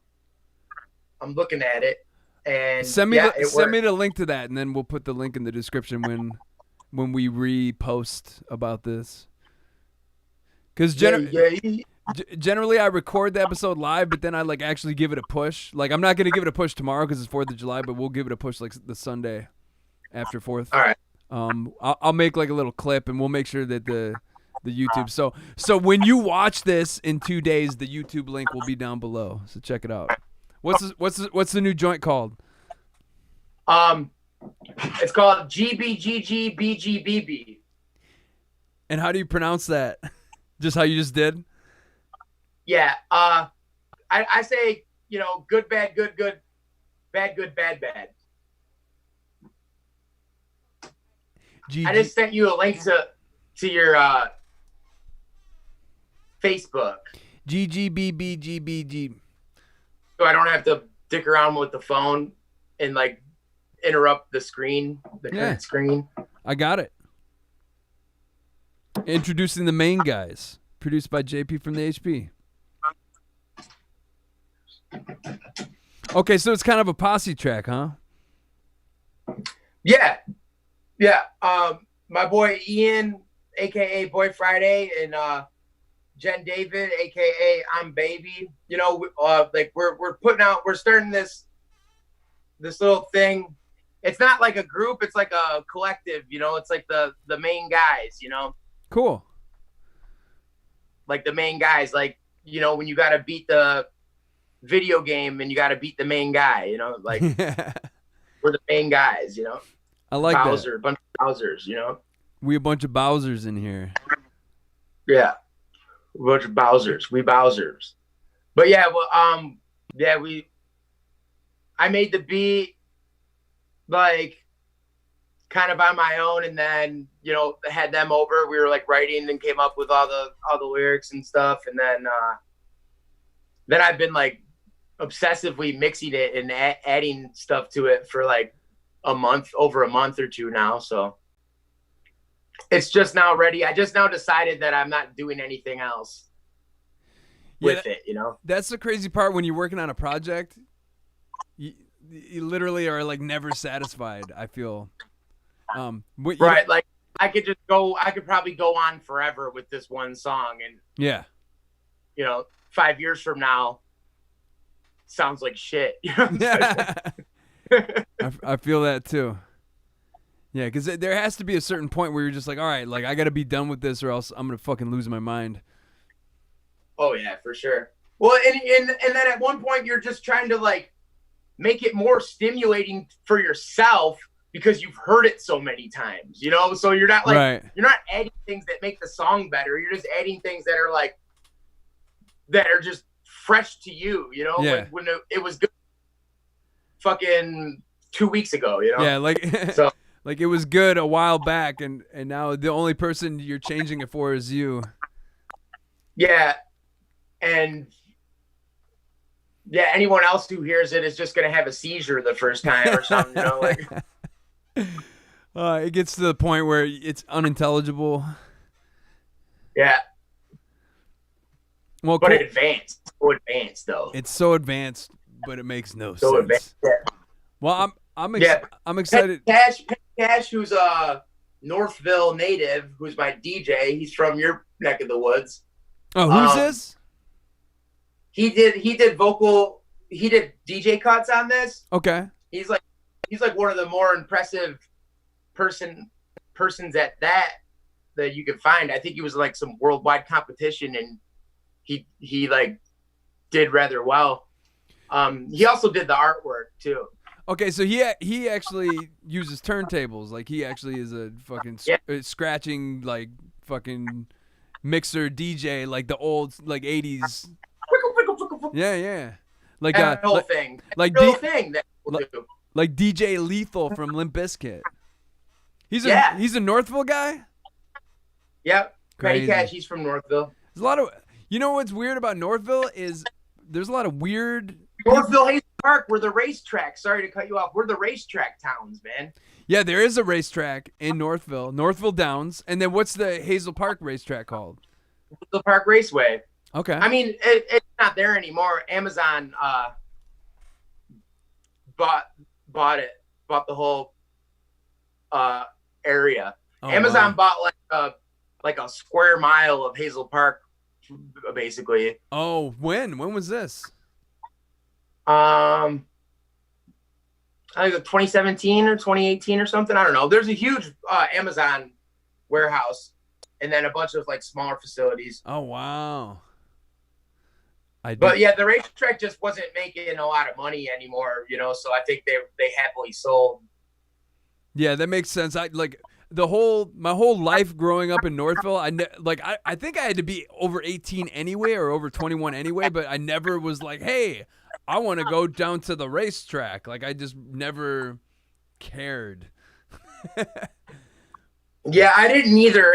But then they like towards the end they like kind of retooled it. They started doing like thoroughbred racing that wasn't like harness racing, which draws more people. Yeah. So like there'd be like 5,000 people down there on a Friday, Saturday night watching the horses, and it was like packed. It was like a sporting event, for a little bit, but that momentum kind of died, and that's a dirty game, dude, because like in order to get those animals to do what you want them to do, you gotta hurt them, you know what I mean? So people becoming more conscious of animals and stuff, stop supporting it as much, too. And yeah. So it's not that cool. It's just horses running in a circle, what I mean? It's like NASCAR but with horses, kind of. Yeah. What it's so it's torturous. It's betting on it. Betting on it is the major appeal, I feel like. Okay. So it's a bunch of animals being tortured and running around in circles and people throwing money around at it. Yeah. Well, that sounds like a good old American time. Yeah. Yeah. Wow. Yeah. Wow. So The old way. So JP from the HP. That's not the actual working title. Is it just the main guys? So like the artist on this track is the main guys. Like you're part of this group now. Yeah, and it's like a collective. Anyone can be. You can be in the main guys you're in the main guys right now. Sick.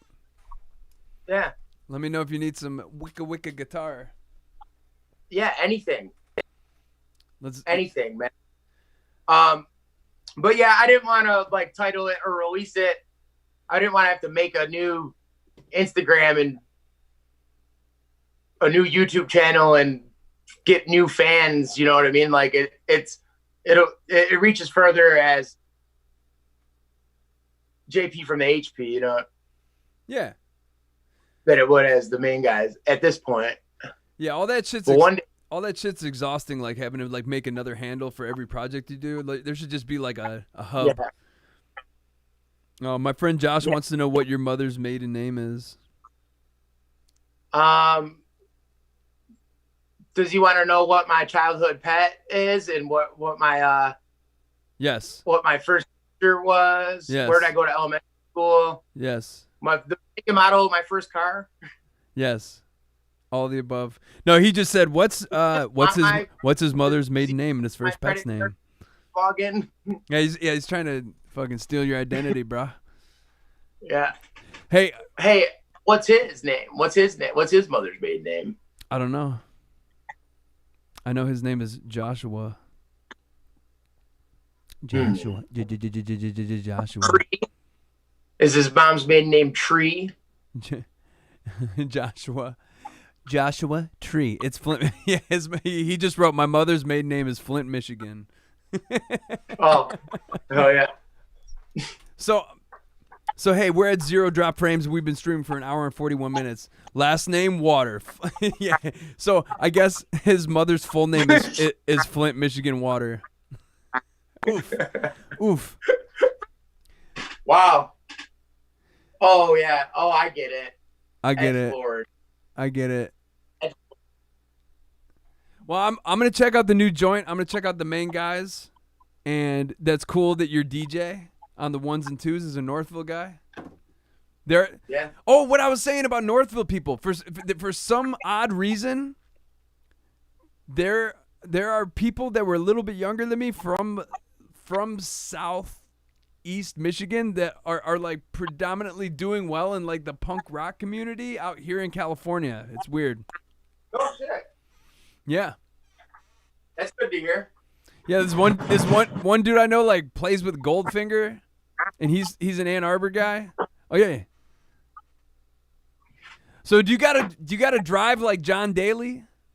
Are you like a power driver like Happy Gilmore? Are you like just launching that shit? Not really. Although I was like hitting balls less than 200 yards when I used to golf. And then my first time out there, you know, I'm hitting them like 230, 250, you know, and like I've gotten some lucky ones that probably went close to 300, which is pretty good, you know. That's far, man. But like the key is to control it, you know, and be able to put it where you want to. So if you're hitting 150 yards and straight 80% of the time, you should probably just do that. You're going to be a pretty decent golfer. Okay. So you're going for more of the finesse, the strategy game as opposed to just like power. I don't know much. Yeah, but you know, power is something, you know, you should work at, but like not try it if you're competing or trying to like get good scores. Yeah. Don't try to go super power unless you got it down. Wasn't that John Daly's thing, though? I don't know. All I know is my dad watched golf, Yeah. but I don't know much about it. Also, isn't John Daly's thing like just being drunk all the time and like eating McDonald's? I think so. Yeah, that guy's cool. Yeah, the drunk power hitter. Yeah, he hit like 400 yards. Yeah, and wasn't he like a big smoker too? He just like would smoke 2 packs a day, like eat 12 cheeseburgers and like drink 90 beers and like just hit the shit out of the golf ball. Yeah. They need to make a biopic on that guy. That guy's a fucking true American hero, man. Yeah. I wonder if Happy Gilmore was like loosely based on him. Who knows? Yeah, just the shit. Or maybe Happy Gilmore influenced him to be like more of a wild card, you know? Yeah. I feel like John Daly, even though maybe he's a wild card, he still dresses like a golfer though. He's got like the tucked in polo and the khakis. Oh yeah, that makes you better. What I liked the most about Happy Gilmore is he just wore a fucking hockey jersey and like sneakers. Like that was the best. Yeah, and his hockey putter, his hockey stick putter. Remember that? There was a summer where I got completely loaded and watched that movie for like 33 days in a row. And it was weird because this chick's mom would buy us beer and alcohol, and we all were like 17 years old, and we would go over there, and she was, I don't know how old this woman was, in her maybe mid-40s, but she was a mom, and she would just, these kids would come over and just fucking drink and get loaded. And she would buy us booze literally every day for a whole summer. It was crazy. Oh yeah, we had a lot of HP moms and dads and stepdads and uncles that did that as well. There was always a place to go get fucked up when you were 16. Yeah, because it wasn't like that where I grew up, because it was a lot of Karens before there was such a thing as a Karen. A lot of the moms were like Karen types, And right. The dads were always on like business trips and cheating on their wives and stuff. They had money. So yeah. So it was really down with prostitutes. Crazy. But it was real weird to meet a mom, like a card-carrying member of the PTA, that also was just totally into purchasing alcohol for minors. It was but we loved it. I remember I drank 16 beers, and like I averaged 16 beers a night for like an entire summer, watching Happy Gilmore over and over again. Impressive. It just 16 was like my number. It's like, all right, yeah. And I remember I used to like pregame before I started drinking beer. Yeah, Juddings, that sounds tight. There was this big guy that was a couple years older than me, and he's like, dude, if you really want to like get really fucking drink a lot of beer, he's like, you have to just eat white bread, like eat a half a loaf of white bread before you start drinking. Oh my God. And you can drink so much. And so I would do that. I would be at my day job in the summers. I worked at this ice cream place that also served food, and I would pregame by just eating a bunch of bread, and then I would go and just get loaded. I would drink so much. Those were the best years of my life. It's funny, like the idea of like turning like drinking into like a personal sport, like an achievement, like you don't care how good it makes you feel or what it does to your body. Just the fact that you drink that many is is like the big motivator. Like, I drank 30 beers today. Oh, it was a good day. Today was a good day. I had 30. Like when I was in high school, dude, I wanted to drink more alcohol than anybody. I wanted to be the guy that could drink the most. And yeah. I don't know why I wanted that, but I kind of got it in a way. I mean, I was just that dude. It was really weird. I don't know why. Like, as JP is like chugging the apple cider vinegar, the Brags. Yeah. It's good for your I stomach. like doing it a little bit. I drink it every morning. I put it in my little. My girlfriend calls it my gross drink. When you're drinking your gross drink again. I take some cayenne pepper, and I take 2 tablespoons of apple cider vinegar, 16 ounces of water, and then a half a lemon every morning on an empty stomach. That's what I do. Yeah, I do that. I do a shot. Like I cook breakfast, and like I'll pour a shot of it, in a shot glass.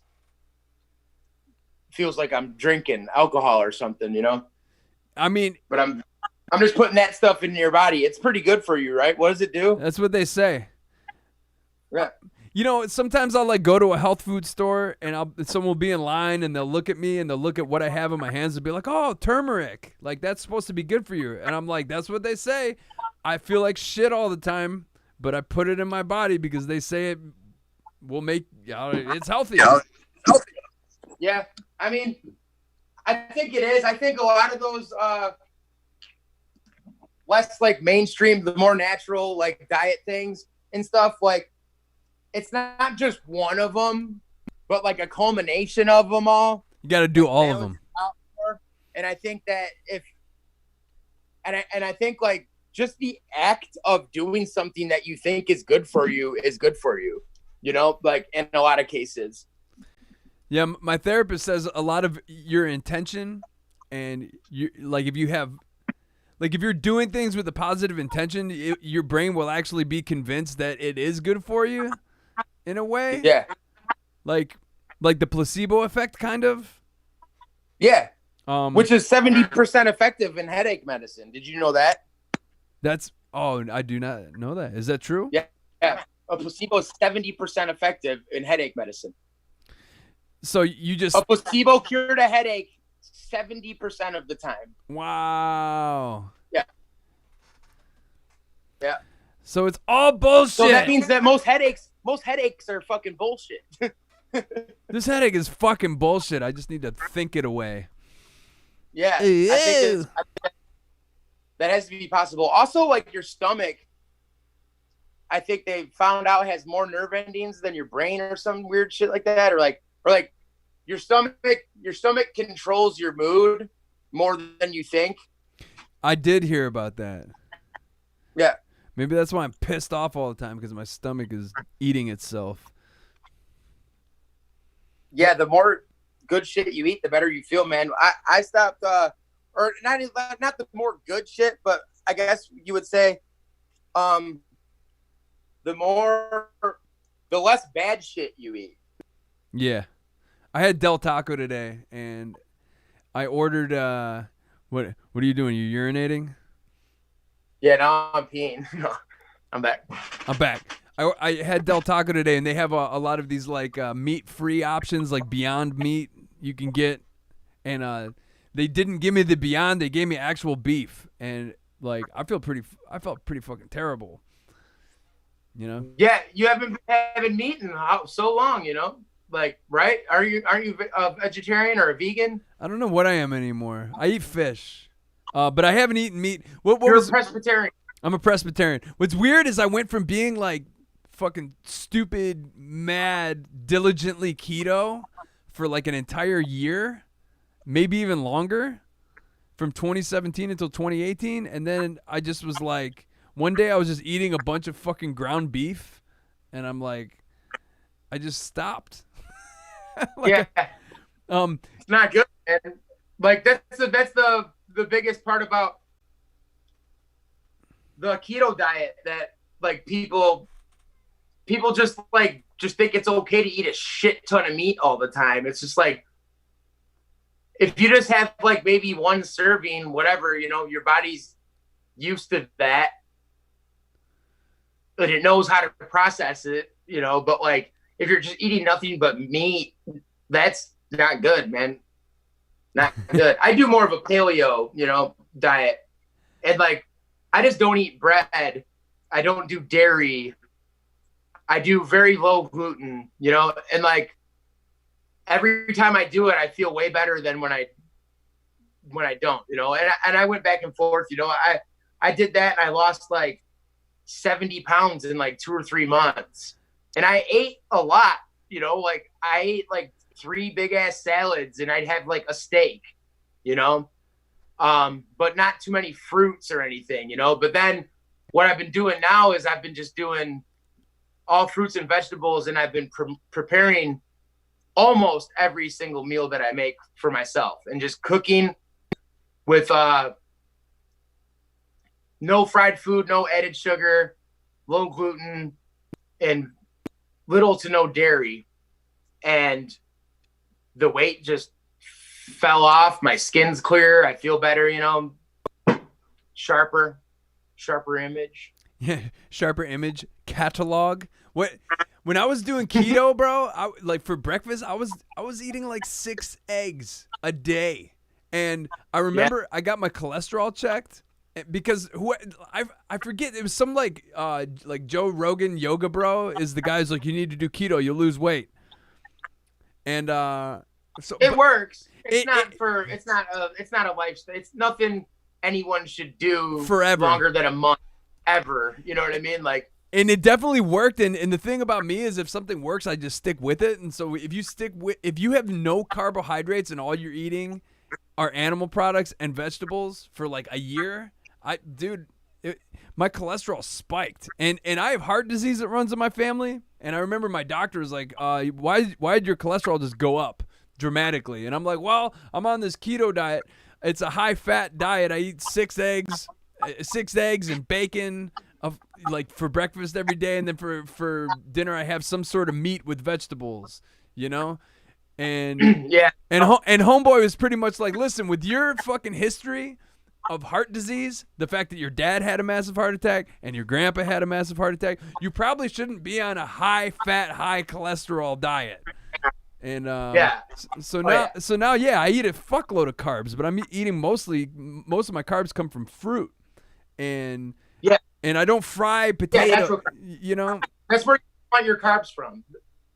The carbs are bad in like bread, especially like American processed bread is like white bread is insanely like undigestible and bad for you, and like is your body don't know what the fuck that shit even is, man. Yeah, my girlfriend's gluten intolerant, and she didn't know it I don't think she like really figured it out until she was in her early 20s. So she spent like all of her teenage years pretty much like having diarrhea every day, all day from dairy, because she's lactose and gluten intolerant. So, but she would always eat cheese and always eat bread, and she would like just constantly be sick, constantly. Yeah. And now we don't eat fucking any gluten, and we don't eat any dairy, and it's I used to eat cheese all the fucking time. I'd put cheese on everything, and I don't really do that anymore. Yeah, there's so many chemicals in those cows and hormones and shit too, man. It's sad. Like, it's fucked up.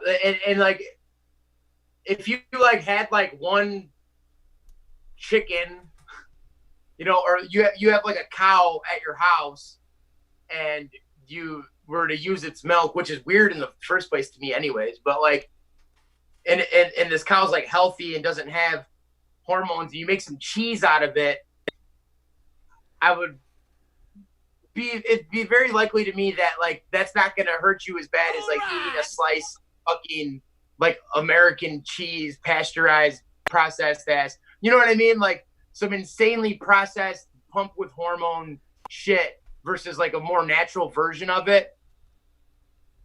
It's gonna fuck up even like lactose intolerant people less, you know, if it's like a responsibly made goat cheese or something, you know, it doesn't have that crazy shitty effect on a lot of people, you know. Dude, I used to wrap gross. Milk's gross. Milk is just gross to me, man. I used to wrap like hot dogs in slices of American cheese and microwave it, and then just dump a bunch of hot sauce on it. And I was like, yeah, bro, this is keto all the way, dude. Hell yeah, man. Guys can cook too, man. Oh my God. And when I even think about that right now, like how they make hot dogs and how they make American cheese, it's just like I can't put that in my body. It tastes good, but it's just dumb. And it's like, there's such an abundance of food in America, so we don't have to fucking make and eat like stuff like that. Like, I feel like bread was made to like fight actual famines and shit, you know, but like, it's not a necessary thing. You don't need bread on fucking everything every day. You know what I mean? Like, it's just not, I don't know. I've had it with bread. I hate big bread, dude. Big bread. Big bread is watching. Yeah, I'm not a fan of big bread, dude. Big bread is watching. I almost did a smear campaign on pizza because I love pizza so much. It's so delicious, but I hated it, you know, like, because it's like everything bad about food, you know. You got very high fructose, like sauce usually. You got your processed pepperonis and that shit, and your processed as fuck like bread, dough, like the worst possible, and your processed as fuck cheapest cheese. All the worst shit for your natural body possible. and it's presented in this beautiful, delicious, tasty, perfect circle. You know what I mean? It's like band pizza. I was like, well, it's band pizza, you know, but yeah, it's good. I eat like whatever I want, like once a week, like you know, I'll have a sandwich or some pizza or something, you know. Yeah, usually, or I'll go get some Taco Bell or something, you know. Usually Del Taco's my cheat. Like once a week I'll go and get a Beyond Epic Cali burrito, which is they use the Beyond Meat. But today they dumped a bunch of cheese and meat on it, and I'm not used to eating that shit, and I ate it, and I feel like shit. It tasted good, but I feel like shit. Oh yeah. So what are we gonna do? That's your stomach brain telling you you've been a bad boy. I am a bad boy. And speaking of that, I need to go eat. Can you, JP? Can you leave us with one of your wonderful horoscopes before? Oh, hey, we got a little bitties. What's that? We're streaming on Twitch. Hey, DJ Footy PJs, and while you're streaming, they throw bits at you. It's a way of them. It's like a currency. You pay a certain amount of money for bits, and then you throw them at people while they stream. So if someone's doing yeah, it's nice. It's someone just essentially gave me money, I think. Oh, cool. Yeah. I don't understand it, but we could look at that later. Hold on. So you're a Capricorn? Aquarius. Yes. Aquarius. That was my next guess. Yeah.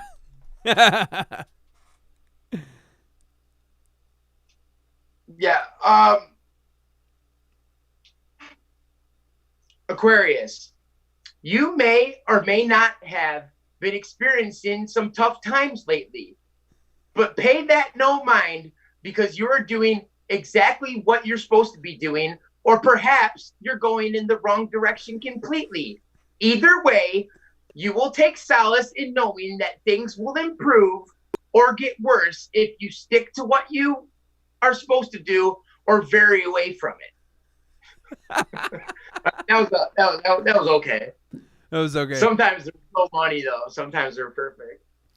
The ones you do on your Instagram, yeah, I just love how it's like this may happen or this may not happen, and it may be this or it may not be this. It just gives you, and it's just such a good way to lampoon the whole astrology thing. Hey, Allie, can JP give you a horoscope? Okay, come here. Hey, what's her sign? Whisper it to me so I can act like I guessed it. What's your sign? No, don't ask her. Say never mind. He knows it already. Never mind. He knows it already. She was she was born August 17th. I don't know what that means. Is he actually good at this thing? Yeah, he's gonna give you a horoscope. Okay. Here, come on. Oh, okay. Hold this. All right, I'm ready. All right. Well, based on just your vibe, I could tell that you're either a Virgo or a Libra. Really? Right? No. Or a Leo. A Leo. Yes. Hold on. My source is getting backed up. Hold on. Yeah. I got to meditate on this a little bit. Leo. Mm-hmm.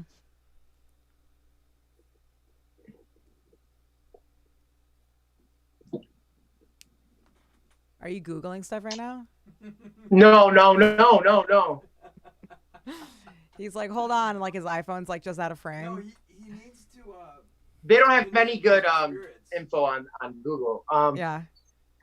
Leo, your current position is different than it has been, or perhaps it's just the same old. You've been dealing with some turmoil, or perhaps it's been smooth sailing. Either way, if you choose to make a change, things will look up for you, and if you don't, they will just stay the same forever. Wow. I could really go either way with all that information. It's real. No, that's real. That's real. Thank you. That was really good. So, have you changed your life trajectory based on that horoscope? I think I've changed my career path, everything. JP, can you do one more? Yeah. Is there a? There's a Gemini in the chat that wants a horoscope. Gemini. Everyone thinks that you're a two-faced goblin, but this couldn't be further or closer to the truth. Just ignore everyone or pay attention to what they're saying because you need to change. Or perhaps you don't. Oh, I love it. Okay, so DJ Footy PJs, JP just changed the trajectory of your life. Yeah, man. I mean, that's all it takes is like the right reading, you know? It's true. I'm going to start reading tarot cards, which is the second most accurate way to know what's going on. Oh, yeah? Yeah.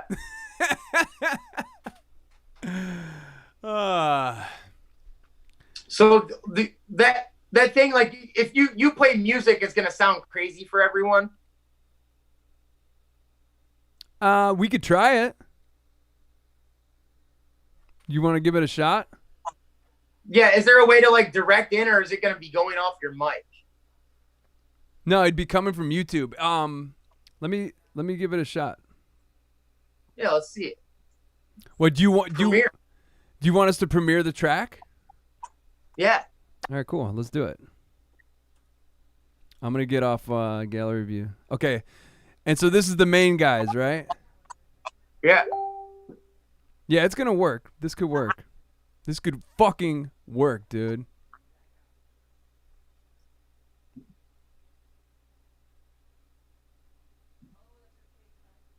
I don't know if you're gonna be able to hear it, JP. Oh, that's fine. Okay, I think we can hear it. Can you hear it in the chat? Can you hear JP's? This is the main guys. Introducing the main guys. You might want to mute your mic or something, so it's not picking it up twice. Well, I don't know. Whatever. You're the one. Well, that's not gonna happen because I got it routed separately. Okay. Let's just play it. Everyone, this is the world premiere on SUPcast. This is GG. No, this is GB, GG, BG, BB. Introducing the main guys. So I'm gonna play it, JP. You ready? This is a hot new track. Produced by JP from the HP. Additional production by Jake Facine. Let's go.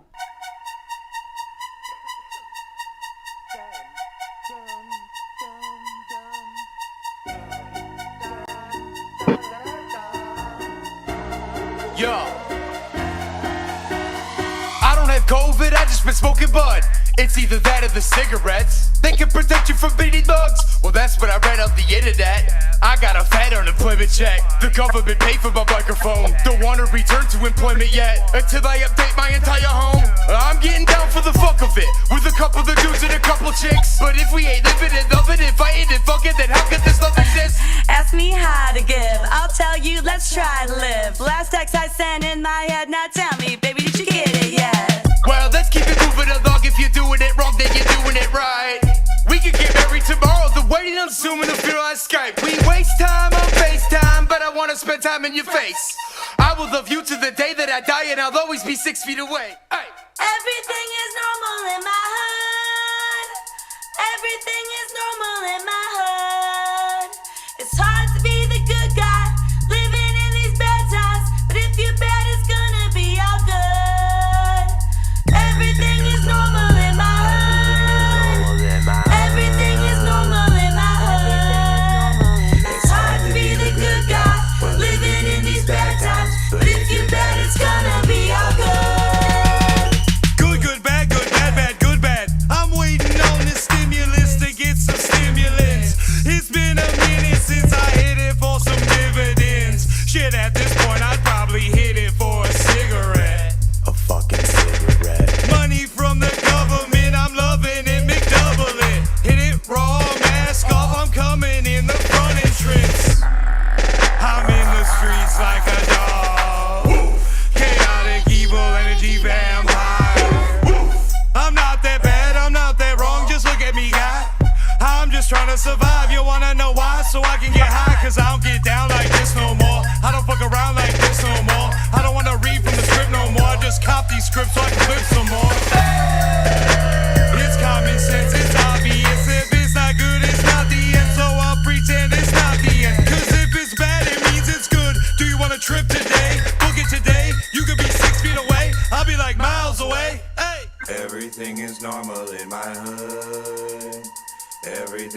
normal in my hood. It's hard to be the good guy while living in these bad times. But if you're bad, it's gonna be all good. Everything is normal in my hood. Everything is normal in my hood. It's hard to be the good guy while living in these bad times. But if you're bad, it's gonna be all good.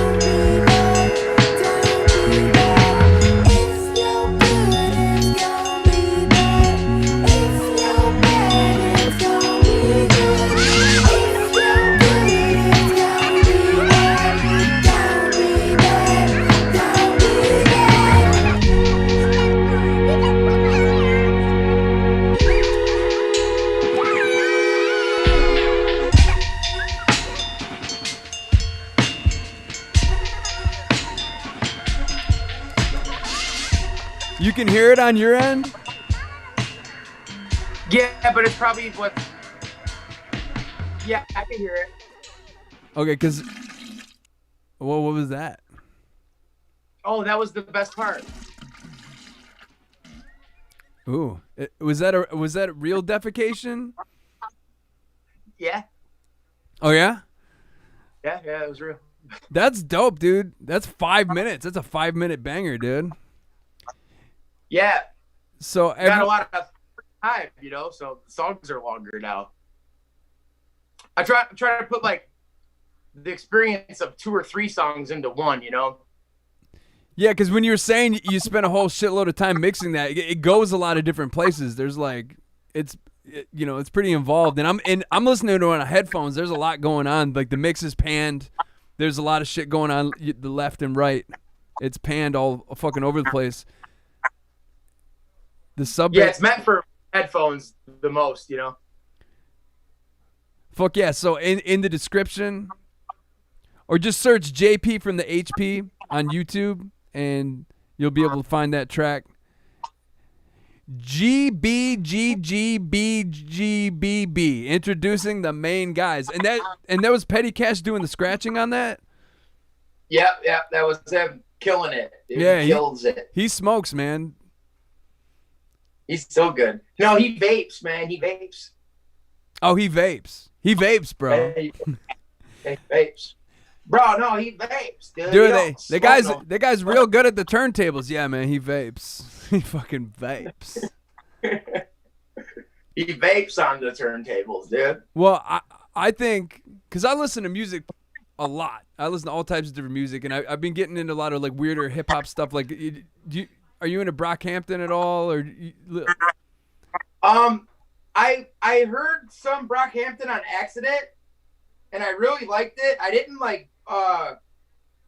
dive into it or anything, but like there's some songs on there that like I really really like. So yeah, I feel like I feel like what you were saying about your production, like you upped it a notch. Definitely, that shit fucking hit hard.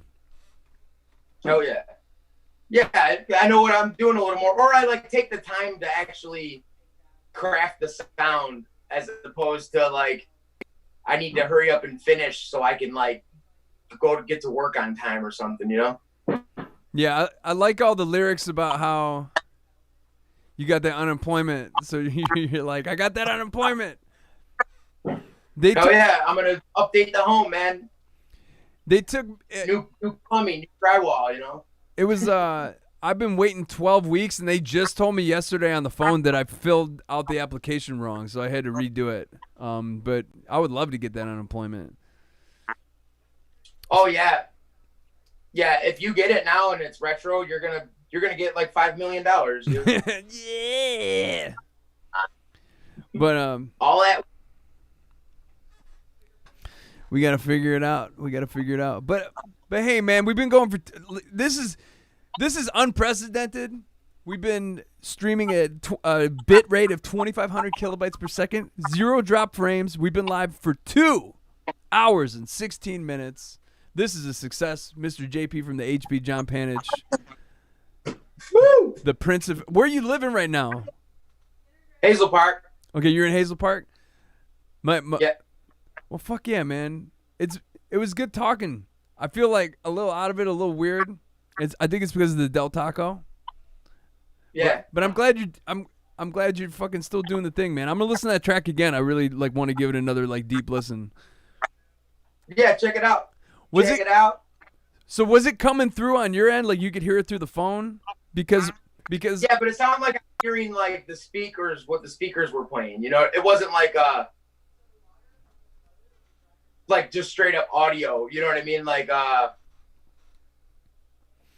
yeah, because what you're hearing is my headphone output going into a mixer, going into an interface. But what I'm hearing is the track itself going right in the mixer, because I have I'm listening to the mixer mix directly into these headphones. So I probably have it's probably way more quality for me, but that's the first time during a podcast that I've ever actually played music. So. Oh, really? Yes, we popped a cherry there. We popped a Oh, Cheryl. Yeah. Pop the cherry. We popped a Cheryl. Well, Pop the Cheryl. I want to go on a bunch of podcasts. I want to do a podcast tour. Yeah.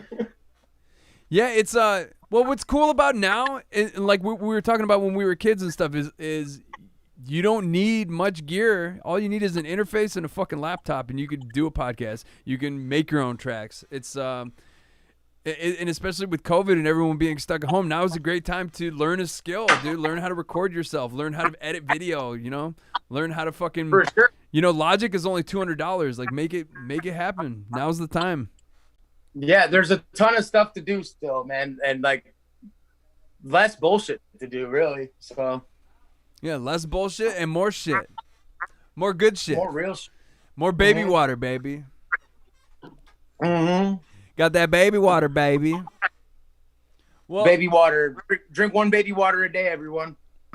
Drink one baby water a day. I've been guzzling water lately, dude. I've been peeing clear. Peeing free, peeing clear. You ever pee blue? Like you drink so much water that you pee kind of blue? No, but if you drink purple Gatorade, you will poo green. Did you know that? Mm-mm. Okay. That's sweet. Get yourself, buy yourself 2 bottles of purple Gatorade, like the Fierce. It says Fierce. And the next day, you most likely will have a green bowel movement. Yeah. Chances are I won't drink Gatorade because of all that high fructose. Yeah, it's just sugar water. Yeah. But maybe on my next cheat day, drink a case of Gatorade. I'll let you know how it goes too. Let me know how it goes. I'm being beckoned. Dinner is ready. But JP, keep making music. Keep sending me the links. Stay in touch. Keep giving the horoscopes. Hell yeah. Keep being you, Sounds baby. Good. We'll do, man. And if it gets to the point where I can travel and we can be in the same space as other human beings, I would love to see you, brother. Yeah. And it could be just not in a public crowded place, man. You know what I mean? Socially distant outside. Also, hey, distant. We can distant. We won't breathe and sweat on each other like in the old days. Well, we can sit across the room from each other and we can sit across the room and talk about breathing and sweating on each other and how fun it used to be. Hell. All right, brother. Well, hey, take care. I'm gonna go eat. I love you. I'm glad you're taking care of yourself and you're eating well. Oh yeah. You're doing the damn thing. And Hell yeah, man. Real good to hear from you, man, and talk to you. And thanks for having me on, man. yeah, anytime. The internet. This is where we live now. How does Joe Rogan end his podcast? I don't ever listen to the end, so there's no way for me to really know. I don't think they ever end. No, I if I watch something from him, it's just clips because I don't have a 3-hour attention span. Like, I don't know who watches full episodes of my shit because it sometimes goes a really long time. So I don't have the answers to any of this shit. Yeah. Well, yeah. Send me the link so I can once it's ready, I can like share it. Yeah, Sunday. Sunday. Yeah, Sunday. Cool. It'll already be up, but let's promote it on Sunday. Okay. Because tomorrow is tomorrow's Kid Rock holiday, so. Yeah, it's Kid Rock Day. It's Kid Rock Day. There's a lot of good Kid Rock memes going around about 4th of July. If like Kid Rock Santa Claus. He was born on the 4th of July, right? Yeah, sure. I don't know. We can verify that on Wikipedia. But I gotta go, brother. All right, peace out. I'll see you. Be good. Bye. Nanu. Bye bye. Hey, love you. Love you too. Hit the button. Hit the bye button. First. No, you gotta hit it. No, you first. No, you first. Because I gotta say something to the camera. There you go. Okay.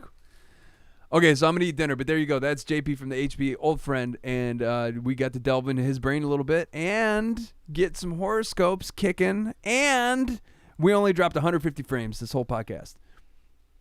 It's a beautiful thing. So I hope everyone's doing well. Follow me on Instagram. If you like the content, Patreon. Support me monthly on Patreon. I still haven't got $1 from the government for unemployment, and the COVID cases are getting worse in California, so I'm in my bunker, and I'm staying here, and I will continue to make stuff and continue to try to entertain human beings, but mostly, I'm not fucking going anywhere. I'm not seeing anybody. So I'm staying here forever. We'll see you soon. Have a great night. Have a good 4th of July. Be safe.